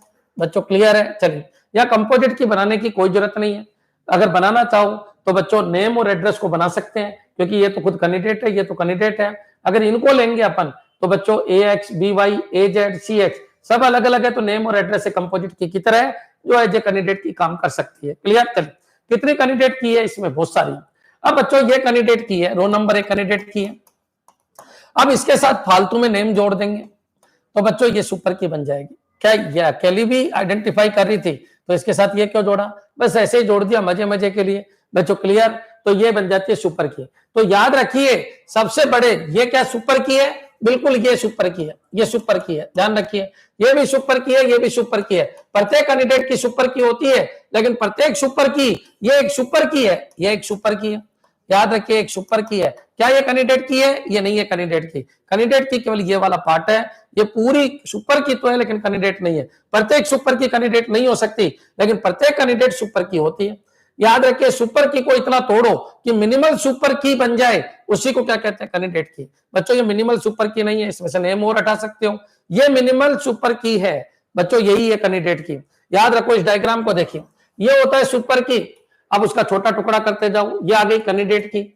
अब कैंडिडेट की में से बच्चों, कैंडिडेट की में से एक क्या होता है, यहां पर आ जाइए, मैं इसको वापस बना रहा हूं, समझना। ये सुपर की है बच्चों, बहुत सारी यहां पर ये कैंडिडेट की है, ये कैंडिडेट की है। अब कैंडिडेट की में एक होती है पीके और बच गई वो क्या होती है एके। ये इसका डायग्राम है, मेरे हिसाब से क्लियर हो जाना चाहिए। पीके होती है, एके होती है, सब मिला के सीके होती है। और बच्चों सारी एसके सीके नहीं हो सकती, लेकिन प्रत्येक सीके एसके होती है। यही क्वेश्चन आपके कंप्यूटर टीचर में आया था, याद रखिए कि कौन सा स्टेटमेंट सही है। बच्चों एक बार बताइए, क्या रो नंबर एक कैंडिडेट की है, बिल्कुल है। क्या ये सुपर की है, बिल्कुल है। तो ये कैंडिडेट की भी है और सुपर की भी है। क्या रो नंबर के साथ अगर मैं नेम ले लूं, रो नंबर के साथ मैं क्या ले लूं, नेम ले लूं, तो बच्चों ये क्या बन जाएगी, ये एसके बनेगी, ना कि सीके। क्लियर। तो रो नंबर और नेम दोनों को एक साथ ले लूं तो बच्चों ये एसके बनेगी, सीके नहीं बनेगी। मिनिमल सुपर की बच्चों, क्लियर। याद रखिए नेम और एड्रेस मिलाकर सीके बनेगा, नेम एड्रेस फीस बना के एसके बनेगा। तो बच्चों अगर मैं ये बोलूं नेम प्लस एड्रेस, ये क्या है, तो नेम प्लस एड्रेस सीके भी है और एसके भी है। लेकिन अगर एड्रेस हटा दूं तो ये कुछ भी नहीं है। तो याद रखिए सीके एसके है। और बच्चों अगर इसके साथ में क्या जोड़ दूं, फीस, तो बच्चों याद रखिए फालतू जोड़ा गया है, तो ये क्या हो जाएगा, एसके। ये क्या हो जाएगा, एसके। ये पॉइंट आपके क्लियर हो जाना चाहिए। जब ये दोनों ही यूनिकली आइडेंटिफाई कर रहे हैं मिलकर, तो बच्चों इसको लेने की क्या जरूरत है? तो जितना एक्स्ट्रा लेते जाओगे एस के बनती चले जाएगी, एस के बहुत सारी होती है। क्लियर? एक बार कमेंट कर दो कि हाँ सर पूरा खेल समझ में आ गया। जो यूनिकली आइडेंटिफाई, सबसे पहला खेल सीके का होता है, जो यूनिकली आइडेंटिफाई करता है वो सीके है। क्लियर है बच्चों? अब उस सीके में से एक प्राइमरी की रख लो, बाकी सब अल्टरनेट है या उनको सेकेंडरी कहते हैं। अगर कोई एक एट्रीब्यूट सीके नहीं है तो बच्चों दो एट्रीब्यूट को मिक्स करो, तीन को मिक्स करो, जब तक वो सीके नहीं बन जाए तो बच्चों उसको बोलते हैं कंपोजिट की। और बच्चों अगर कोई कैंडिडेट की आ गई और उसके साथ फालतू फालतू फालतू जोड़ते जा रहे हो तो फिर बच्चों वो हो जाती है सुपर की। सुपर की बहुत बड़ा ब्रह्मांड है, तो प्रत्येक कैंडिडेट की सुपर की के अंदर ही होती है, तो प्रत्येक कैंडिडेट की सुपर की होती है, लेकिन प्रत्येक सुपर की कैंडिडेट की नहीं होती। मिनिमल सुपर की कोई कैंडिडेट की कहते हैं, और जितनी भी की है अब तक जितनी भी है उन सबका एक ही काम है, यूनिकली आइडेंटिफाई करना। क्लियर? ये पॉइंट आपके समझ में आ जाना चाहिए। अगर आपको ये समझ में आ गया तो मान के चलो आपका एक नंबर पक्का है। आइए में आएगा बच्चों, एमएस एक्सेल आपके कोर्स में दे रखा है, डायरेक्ट पूछ लेगा कि बताओ कंपोजिट किससे आप क्या समझते हो। डायरेक्ट पूछ लेगा, अरे वो गए जमाने शॉर्टकट खींच के डायरेक्ट आएगा सुपर की से आप क्या समझते हो। तो सुपर की यूनिकली आइडेंटिफाई करने वाली की है, डायरेक्ट टिप कर दो सुपर की। क्लियर है बच्चों? चलिए आगे बढ़ते हैं। अब बच्चों एक कंसेप्ट को और समझना, एक होती है फॉरेन की। फॉरेन की क्या होती है? तो जो दो टेबल के, इतना ही समझ लो, ज्यादा डीप में नहीं जाना, डीप में तो फिर मैंने वीडियो के अंदर समझा रखे हैं। तो दो टेबल के बीच में रिलेशनशिप बनाना, इसको बोलते हैं referential integrity. Referential integrity, referential integrity, referential integrity के लिए क्या काम में लेते हैं अपन? फॉरेन की। अब फॉरेन की में क्या होता है बच्चों? एक टेबल जब मैं यहां डालूंगा, मान लो यहाँ रो नंबर है, यहाँ रो नंबर है, यहाँ पर नेम है, यहाँ पर बच्चों एड्रेस है, यहाँ पर एड्रेस है। क्लियर है? रो नंबर नेम, और चलिए यहाँ एड्रेस नहीं रखता हूं मैं, रो नंबर नेम ले लिया। और बच्चों यहाँ पर अकाउंट नंबर है, क्या है? अकाउंट नंबर है, यहाँ पर अकाउंट नंबर है, और यहाँ पर अकाउंट टाइप है। चलिए अकाउंट टाइप है। अब बच्चों देखिए ये एक अलग टेबल है, ये एक अलग टेबल है। मैं किसकी बात कर रहा हूँ? फॉरेन की बात कर रहा हूँ। तो फॉरेन की दो टेबल के बीच में रिलेशनशिप बनाती है, बस तुम्हारे लेवल पे इतना ही क्वेश्चन आएगा, दो टेबल के बीच में रिलेशनशिप बताने वाले। लेकिन फॉरेन की कैरेक्टरिस्टिक पूछ सकता है, क्योंकि एमएस एक्सेल में बिना फॉरेन की के तुम दो टेबल को जोड़ ही नहीं सकते, तो उसकी कैरेक्टरिस्टिक भी पूछ सकता है। क्लियर? चलिए एक बार मैं क्लियर कर देता हूं, इस टेबल की प्राइमरी की ये है, इस टेबल की प्राइमरी की ये है। बच्चों फॉरेन की, इस टेबल में फॉरेन की, इसकी प्राइमरी की का ही डेटा होता है। क्लियर? चलिए अब मैंने कहा ये 1 2 3 है, यहाँ पर बच्चों ए बी और ए है, और यहाँ पर बच्चों मैंने लिखा पी और यहाँ पर क्यू लिख दिया, पी और क्यू लिख दिया। यहाँ पर आ जाइए, यहाँ पर पी क्यू और आर है, और यहाँ पर क्या है बच्चों? यहाँ पर मान लीजिए एक्स वाई जेड है। ठीक है? अब समझने की कोशिश करना, X Y, X L Y M और एक्स एल कर दिया। ठीक है, कोई दिक्कत नहीं। अब बच्चों इधर देखिए, मैंने कहा कि ये जो होता है ये डेटा कौन सा होता है? ये फॉरेन की है, ये फॉरेन की ऐप के है। बच्चों याद रखिए, इसकी प्राइमरी की अपनी होगी, इसकी प्राइमरी की अपनी होगी। बच्चों इस टेबल की फॉरेन की क्या होगी? तो दूसरी टेबल की प्राइमरी की इसकी फॉरेन की होगी। अब बच्चों एक मिनट सुनो, अब अगर मैंने यहाँ रो नंबर डाला, इसको बोलते हैं referential table, referencing table, referencing, और ये रेफरेंशियल टेबल। रेफरेंसिंग फॉरेन की हमेशा रेफरेंसिंग में होती है, रेफरेंसिंग टेबल, रेफरेंसिंग टेबल, और ये referential table, referential table, referential table, referential table. बच्चों यहां तक क्लियर हो जाना चाहिए। तो फॉरेन की रेफरेंसिंग टेबल का पार्ट होती है। अब मान लीजिए मैंने रोल नंबर डाला 1, अब 1 डाला तो बच्चों दोनों टेबल जुड़ जानी चाहिए। 1 डाला, 1 ए पी पी पी से डायरेक्टली यहां पर, तो बच्चों ये आ गया 1 ए पी और क्या आ गया? एक्सएल। ठीक है, कोई दिक्कत नहीं। अब बच्चों 2 डाला तो 2 से बी आ गया, बच्चों क्यू आ गया, और क्यू से बच्चों क्या आ गया? वाई एम आ गया। ठीक है, कोई दिक्कत नहीं। अब जैसे ही मैंने 3 डाला तो बच्चों 3A यहां तक पहुंचा अपन, 3A, तो 3 डाला तो 3A पहुंचा, आगे कुछ भी नहीं है, तो ये खाली रह सकता है। तो फॉरेन की खाली रह सकती है, प्राइमरी की खाली नहीं हो सकती, फॉरेन की खाली हो सकती है। क्लियर? तो फॉरेन की खाली हो सकती है, ये भी कोई जरूरी नहीं है यूनिक होना भी जरूरी नहीं है बच्चों, खाली हो सकती है, ये क्लियर हो जाना चाहिए कि आगे डेटा आएगा ही नहीं। क्या यूनिक होना जरूरी है? तो यूनिक होना कोई जरूरी नहीं है। यूनिक होना, अगर पी कर दूंगा तो ये पी भी यहीं पहुंच जाएगा, तो बच्चों क्या बन जाएगा? 3A और क्या हो जाएगा? पी और एक्सएल बन जाएगा। क्लियर? पूरा डेटा आ जाएगा। लेकिन अगर मैं यहां आर कर दूं, 4, यहां पर कर दूं C और यहां पर R और R है तो ठीक है, लेकिन अगर मैं यहां पर T कर दूं तो एरर आ जाएगी। क्यों? क्योंकि आपने यहां भर रखा और इधर T है ही नहीं, तो इसका मतलब एरर आ जाएगी। मतलब यहां पर जो डेटा है उनमें से ही यहां पर होना चाहिए, जो डेटा यहां पर है उनमें से यहां पर आ जानी चाहिए, और T लगाते ही क्या आ जाएगी? एरर आ जाएगी। क्लियर? मेरे हिसाब से आपके क्या क्या समझ में आया? फॉरेन की रिपीट हो सकती है, फॉरेन की खाली हो सकती है, फॉरेन की में जो भी डेटा है वो यही किससे होना चाहिए या खाली होना चाहिए। अगर यहाँ का डेटा नहीं है यहाँ पर तो बच्चों एरर आ जाएगी। फॉरेन की रेफरेंसिंग टेबल का पार्ट है और रेफरेंसिंग टेबल की प्राइमरी की ही के थ्रू ही यहां पर पहुंचा जा सकता है। क्लियर? तो ये पॉइंट आपके समझ में आ जाना चाहिए। बच्चों फॉरेन की में नल वैल्यू हो सकती है, फॉरेन की में नल वैल्यू हो सकती है, फॉरेन की नल वैल्यू रख सकती है, फॉरेन की यूनिक होना जरूरी नहीं है, फॉरेन की में जितने भी डेटा है वो इधर की प्राइमरी की वाले में से ही होना चाहिए।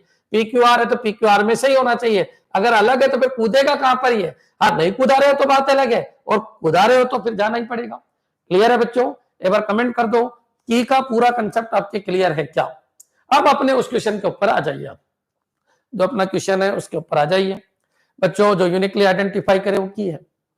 अब कैंडिडेट की बहुत सारी हो सकती है, उनमें से एक प्राइमरी की है, बाकी सब अल्टरनेट की है, उन्हीं को सेकेंडरी की कहते हैं। कोई एक एट्रीब्यूट अगर प्राइमरी की कैंडिडेट की का काम नहीं करे तो ग्रुप करके अपन उसको किसका कैंडिडेट की तरह यूज करेंगे तो उसको कंपोजिट की कहते हैं।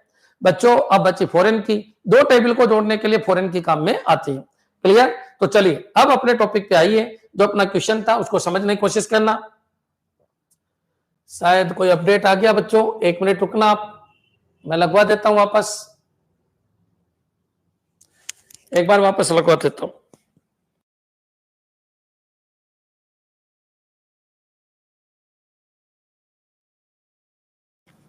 तब तक आप कमेंट कर दीजिए। ये शायद कोई अपडेट आ गया, वो लगा दो वापस, PDF लगा दो। आप बोर्ड में अपडेट आ गया है, तब तक आप ये बताइए आपके पूरा समझ में आ रहा है। जो अंबिका वाले हैं उनको तो कोई दिक्कत आएगी नहीं, क्योंकि वो तो सब कुछ पढ़ चुके हैं। DBMS में 3 क्वेश्चन आएंगे, तीनों आपके क्लियर होना चाहिए। कीज से क्वेश्चन आएंगे, आपके क्लियर होना चाहिए।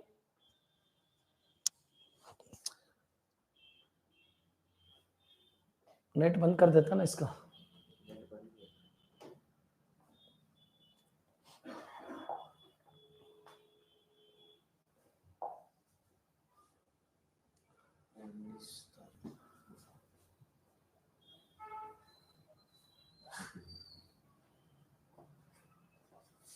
और बाद में लगा देना, इतने ही होंगे अभी। सर फॉरेन की से वैल्यू डिलीट कर सकते हैं? बिल्कुल हाँ कर सकते हैं, फिर वो और एडवांस बात हो गई कि फॉरेन की में आप क्या कर सकते हैं और क्या नहीं कर सकते। क्लियर? ठीक है। अब आ जाइए यहाँ पर, ये क्वेश्चन चल रहा था आपका, विच of the following statement is true about super की इन ए रिलेशनल डेटाबेस। ए सुपर की जो कैंडिडेट की, तो ए सुपर की एक सुपर कुंजी एक उम्मीदवार कुंजी होती है। तो बच्चों ये तो गलत है, ये तो गलत है। एक सुपर की कैंडिडेट की कैसे हो सकती है? सुपर की तो ये भी होती है, ये भी होती है, कैंडिडेट की तो यही है। तो minimal super key is called candidate key. A super key is a set of one और more attribute that uniquely identify a tuple in a relation। Clear है बच्चों? तो ये super key is a set of one और more attribute that uniquely identify a tuple in a relation। ठीक है। ये super key is always a minimal super की, सही है। ये super key is a foreign की, ये बिल्कुल गलत है। अभी तक 2 ऑप्शन आपके बिल्कुल सही है, एक तो सी और एक बी, है ना। अब देखो बच्चों इसमें क्या दिक्कत है और इसमें क्या दिक्कत है। ये super key is always a minimal super की, ये तो गलत है।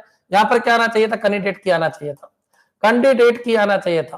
कैंडिडेट की is always a minimal super की, इसलिए सी भी गलत हो गया। अब केवल ये बचा, a super key is a set of one और more attribute that uniquely identify a tuple in relation. तो आपका सेकंड आंसर क्वेश्चन बिल्कुल सही है। क्या ये क्लियर है बच्चों? यहां तक समझ में आ जाना चाहिए, हर चीज को समझना है। ए कैंडिडेट की ऑलवेज ए मिनिमल सुपर की बिल्कुल सही है। ए super key is a candidate की गलत है। बच्चों सभी सुपर की कैंडिडेट नहीं हो सकती, सभी कैंडिडेट इसके अंदर है। देखिए कैंडिडेट इसके अंदर है, प्रत्येक कैंडिडेट की सुपर की होती है, प्रत्येक सुपर की कैंडिडेट नहीं हो सकती। जैसे रो नंबर एक कैंडिडेट की है, तो रो नंबर एक कैंडिडेट भी है, सुपर भी है, लेकिन अगर इसके साथ नेम ले रहा हूं तो ये सुपर की ही होगी, ये कैंडिडेट की नहीं होगी, क्योंकि minimal super key is called candidate की। क्लियर? बाकी इसके वीडियो को देखना, मैंने डाल रखा है यूट्यूब के ऊपर भी, एक बार देखना जरूर। नेक्स्ट चलिए, आगे बढ़ते हैं बच्चों। What is the difference between super की एंड कैंडिडेट की? अब देखो इधर देखिए, ये अच्छा क्वेश्चन है, इसको समझना। सुपर कुंजी और कैंडिडेट अंतर क्या है? दूसरा क्वेश्चन, एक उम्मीदवार, एक कैंडिडेट की जो ऑलवेज है सुपर की, एक कैंडिडेट की हमेशा सुपर की होती है, बिल्कुल, एक कैंडिडेट की हमेशा क्या होती है? सुपर की, ठीक है। बट ए सुपर की नोट बी नहीं भी हो सकती है, तो सही है बच्चों। सुपर की जो ऑलवेज है कैंडिडेट की, गलत है बच्चों। बच्चों ए सुपर की एंड ए कैंडिडेट की आर द सेम थिंग, गलत है। एक कैंडिडेट की जो फॉरेन की, बिल्कुल ही गलत है। कैंडिडेट की फॉरेन की होती नहीं है बच्चों, क्लियर, सब चीज अलग अलग है, ध्यान रखिए, ये आंसर जाएगा। नेक्स्ट चलिए, क्वेश्चन को पढ़िए। क्वेश्चन क्या कह रहा है? Which of the following is a primary goal of a database? Database MS Excel का प्राइमरी गोल क्या है? Which of the following is a primary goal of database management system? DBMS का प्राइमरी गोल क्या है? देखो बच्चों सुनना, दो सिस्टम चलते थे। एक तो चलता था फाइल सिस्टम, और बच्चों एक क्या चलता है? DBMS system. याद रखना, दो तरीके के सिस्टम आए, एक फाइल सिस्टम, एक DBMS system.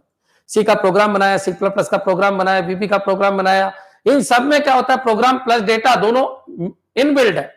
Programme plus data दोनों इनबिल्ड है बच्चों। आप सी का प्रोग्राम बनाते हो, उसी में integer A 5, integer B 6, program plus data दोनों इनबिल्ड है। डेटा को यूज करने वाले प्रोग्राम, और प्रोग्राम को यूज करता है डेटा। याद रखिए, अपडेट मॉडिफाई में दोनों में परिवर्तन करना जरूरी होता है। दूसरा बच्चों जो फाइल सिस्टम है वो डिसेंट्रलाइज है। ये डिसेंट्रलाइज है। डिसेंट्रलाइज क्यों? मेरा अलग, आपका अलग, उसका अलग, उसका अलग, सबका अलग अलग है। अलग अलग सर्वर के ऊपर पड़ा हुआ है फाइल। कोई फाइल कहां पर है, कोई फाइल कहां पर है, ये डिसेंट्रलाइज है। फाइल सिस्टम में रिडंडेंसी बढ़ जाती है, मतलब रिपीटेशन बढ़ जाता है। रिडंडेंसी यानी रिपीटेशन बढ़ जाता है। रिपीटेशन कैसे? मान लो मेरी एंट्री, मेरे लिए दो प्रोग्राम बनाए, तो बहुत सारे डेटा मेरे जैसे रिपीट होते हैं। लेकिन डीबीएमएस में आप बताइए, क्या ऐसा हो सकता है? क्या पॉसिबल है? क्या मैं ऐसे लिखूं ए बी सी और यहां पर भी लिख दूं ए बी सी? ये कभी पॉसिबल है ही नहीं। क्यों? क्योंकि ये ऑटोमेटिक रिडंडेंसी को खत्म कर देता है। कुछ तो चेंज होगा, अगर चेंज नहीं है तो टपल को मैच कर लेता है। तो डीबीएमएस में रिडंडेंसी नहीं होती। डीबीएमएस में बच्चों डेटा अलग होता है और प्रोग्राम अलग होता है, जिसको अपन एमएस कहते हैं, और डेटा जिसको अपन डीबी कहते हैं। और बच्चों याद रखिए, डेटा में परिवर्तन करना है तो एमएस में नहीं, और एमएस में परिवर्तन करना है तो डेटा में नहीं। तो बच्चों डीबीएमएस बहुत इंपॉर्टेंट है। डीबीएमएस कॉस्टली जरूर है, लेकिन बच्चों स्पीड वाला हो गया। डीबीएमएस में सेंट्रलाइज होता है, डीबीएमएस रिडंडेंसी को कम करता है, डीबीएमएस में बहुत सारे फीचर है। क्लियर? तो बच्चों which of the following is primary goal of database management system? Decentralize तो फाइल सिस्टम होता है, डीबीएमएस तो बच्चों सेंट्रलाइज होता है। एडमिन बैठा रहता है स्टेबल के ऊपर, सारा डेटा एक ही व्यक्ति के अंडर में होता है बच्चों। इसको डिसेंट्रलाइज तो कौन सा होता है? File system. Redundant data storage, बिल्कुल सही है। डीबीएमएस में रिडंडेंट गलत है। रिडंडेंट का मतलब रिपीटेशन है क्या बच्चों? नहीं, रिपीटेशन तो किसमें होता है? File system. बच्चों एक ही चीज की 5-5, 6-6, 10-10 बार फाइल बन जाती है, तो फाइल सिस्टम में रिडंडेंसी होती है। डेटा इंडिपेंडेंस, यहाँ तो डेटा डिपेंडेंट होते हैं। डेटा प्रोग्राम पे, प्रोग्राम डेटा पे डिपेंडेंट है। लेकिन बच्चों डीबीएमएस में डेटा अलग होते हैं, एमएस अलग होते हैं, दोनों के व्यू अलग है। इसका फिजिकल व्यू है, इसका लॉजिकल व्यू है। तो डेटा इंडिपेंडेंस है। टेबल में परिवर्तन कर रहे हो तो सॉफ्टवेयर की कोई जरूरत नहीं, और सॉफ्टवेयर में परिवर्तन कर रहे हो तो टेबल में परिवर्तन करने की कोई जरूरत नहीं। डेटा इंडिपेंडेंस इसका आंसर होगा। बच्चों unstructured data storage, unstructured data storage किसमें होती है? फाइल में होती है। फाइल में होती है बच्चों। अनस्ट्रक्चर है, कोई स्ट्रक्चर नहीं। डीबीएमएस में तो स्ट्रक्चर होती है। याद रखिए, डीबीएमएस की खासियत बताता हूं। डीबीएमएस स्ट्रक्चर होता है, डीबीएमएस रिडंडेंसी को कम करता है, डीबीएमएस सेंट्रलाइज होता है, डीबीएमएस इंडिपेंडेंस होता है। डीबीएमएस के ऊपर तुम 1 घंटे तक भाषण दे सकते हो। अरे यार, डीबीएमएस में तो एडमिन पावर होती है। अच्छा, डीबीएमएस में तो 3 अलग अलग व्यूज होते हैं। डीबीएमएस तो इंडिपेंडेंस होता है। डीबीएमएस में तो एक टेबल के अंदर दो रिकॉर्ड एक जैसे हो ही नहीं सकते, सेम टू सेम रिकॉर्ड नहीं हो सकते, कुछ तो परिवर्तन करना होगा। बच्चों डीबीएमएस, विचार करो ना, 1 घंटे तक भाषण दो आप। डीबीएमएस कॉस्टली बहुत ज्यादा है। डीबीएमएस बच्चों मैनेजेबल है, मैनेज किया जा सकता है। रिडंडेंसी कम होती है किसमें? डीबीएमएस। फाइल सिस्टम में रिडंडेंसी बहुत ज्यादा होती है। फाइल सिस्टम में डिपेंडेंसी बहुत ज्यादा होती है, रिडंडेंसी बहुत ज्यादा होती है, डिसेंट्रलाइज होता है, ओल्ड वर्जन है बच्चों। आजकल फाइल सिस्टम को डेटाबेस सिस्टम की तरफ कन्वर्ट किया जा रहा है। क्लियर है बच्चों? यहां तक आपके समझ में आ जाना चाहिए। चलिए फिर आगे बढ़ते हैं अपन। क्लियर? तो आपका आंसर क्या आ जाएगा? डीबीएमएस की क्या खासियत है? डेटा इंडिपेंडेंस है। रिडंडेंट यानी रिपीटेशन, अरे रिपीटेशन तो फाइल में है बच्चों, इसमें कहां रिपीटेशन है? डिसेंट्रलाइज तो फाइल है, ये कहां डिसेंट्रलाइज है? अनस्ट्रक्चर्ड तो फाइल है बच्चों, ये तो स्ट्रक्चर्ड होता है। कौन सा? डीबीएमएस। नेक्स्ट चलिए आगे बढ़ते हैं बच्चों। आगे बढ़ने से पहले एक बार जितना हो सके उतना शेयर कर दीजिए।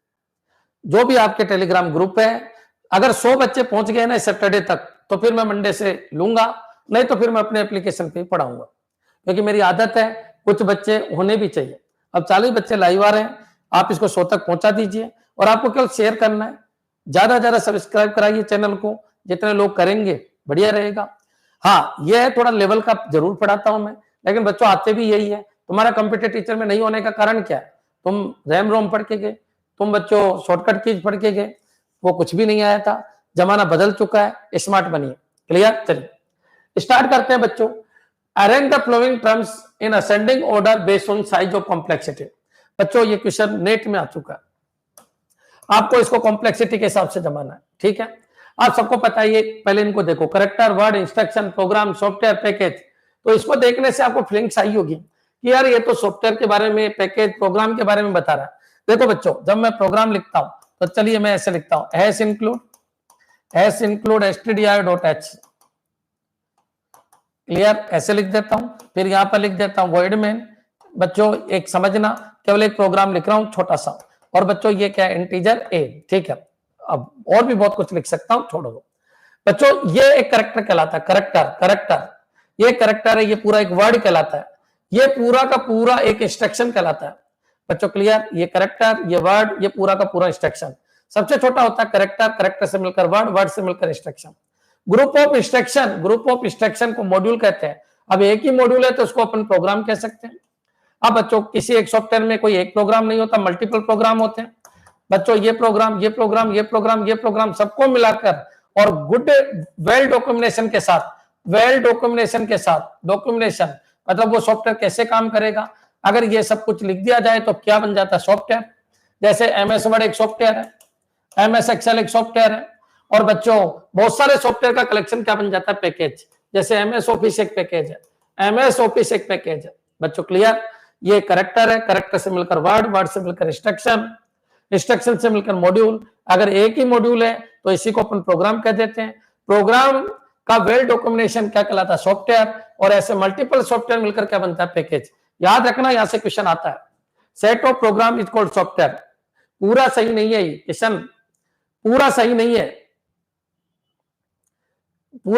है कि सेट ऑफ प्रोग्राम को सॉफ्टवेयर कहते हैं, गलत। Set of program with well documentation, अच्छी तरीके से डॉक्यूमेंट किया हुआ, ताकि कोई भी दूसरा व्यक्ति भी आके सॉफ्टवेयर को यूज कर सके। पूरा दिशा निर्देश दिया हुआ होना चाहिए, पूरे कमेंट बाजी की हुई होनी चाहिए, किस तरीके से सॉफ्टवेयर को यूज करे, उसको बोलते हैं डॉक्यूमेंटेशन।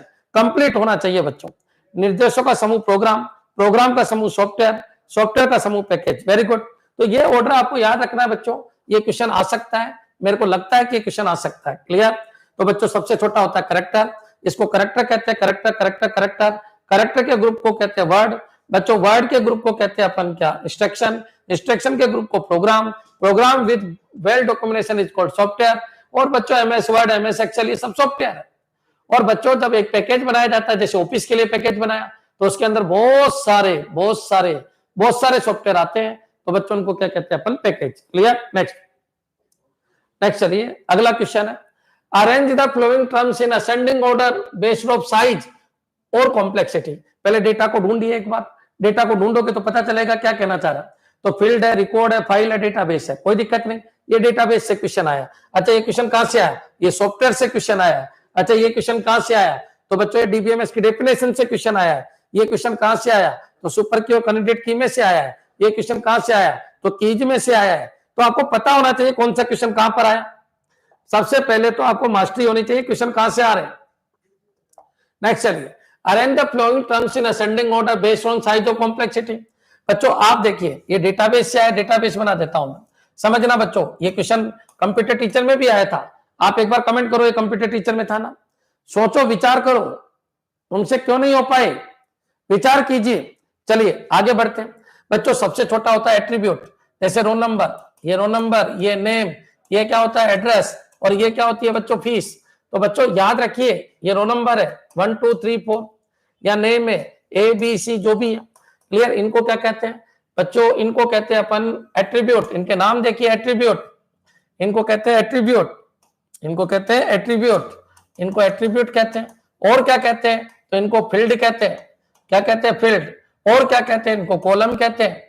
तो बच्चों इनको कॉलम कहते हैं, इनको फील्ड कहते हैं, इनको एट्रीब्यूट कहते हैं। क्लियर? अब चलिए बच्चों, ये जो है रोल नंबर 1 का पूरा है, ये मान लो AX है, BY है, CZ है, PQ है। क्लियर? यहाँ पर P 40 है, 50 है, 40 है, 50 है। बच्चों रोल नंबर 1 की पूरी इंफॉर्मेशन ये है। इसको टपल कहते हैं, इसको रो कहते हैं, इसको टपल कह देते हैं, इसको रो कह देते हैं, इसको रिकॉर्ड कह देते हैं। क्लियर है बच्चों? समझ जाइए। ये जो टेबल है, ये टेबल है, इसको टेबल कह सकते हैं, इसको एंटिटी कह सकते हैं, इसको एंटिटी कह सकते हैं, टेबल कह सकते हैं, इसको रिलेशन कह सकते हैं।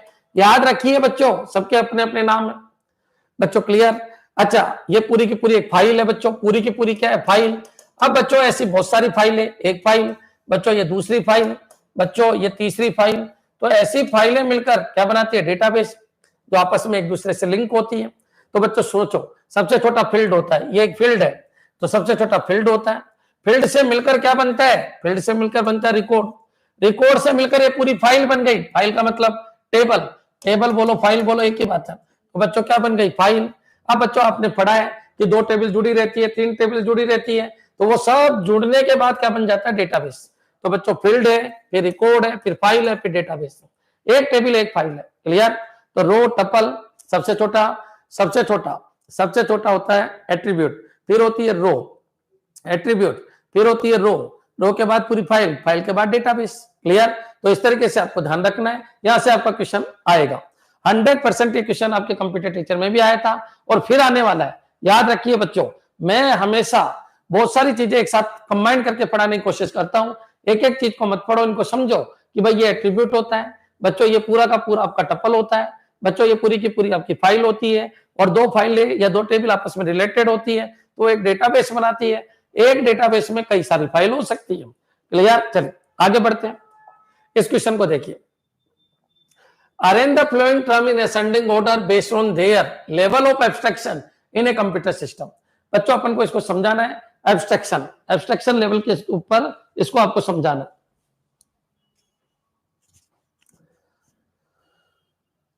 करें स्टार्ट। देखिए कुछ क्वेश्चन पूछना है तो पहले बताइए मेरे को। एक पूछ रहा है, नमस्ते सर जी, 30 दिन के लिए हमको गाइड कर दीजिए। भाई 15 दिन भी एनफ है तैयारी के लिए। पूरे वीडियो सिस्टमेटिक देख के आ जाइए अंबिका क्लासेस के, और फिर ये जो क्लासेस चल रही है इनको भी देख लीजिएगा। इनको तो देख ही रहे हो।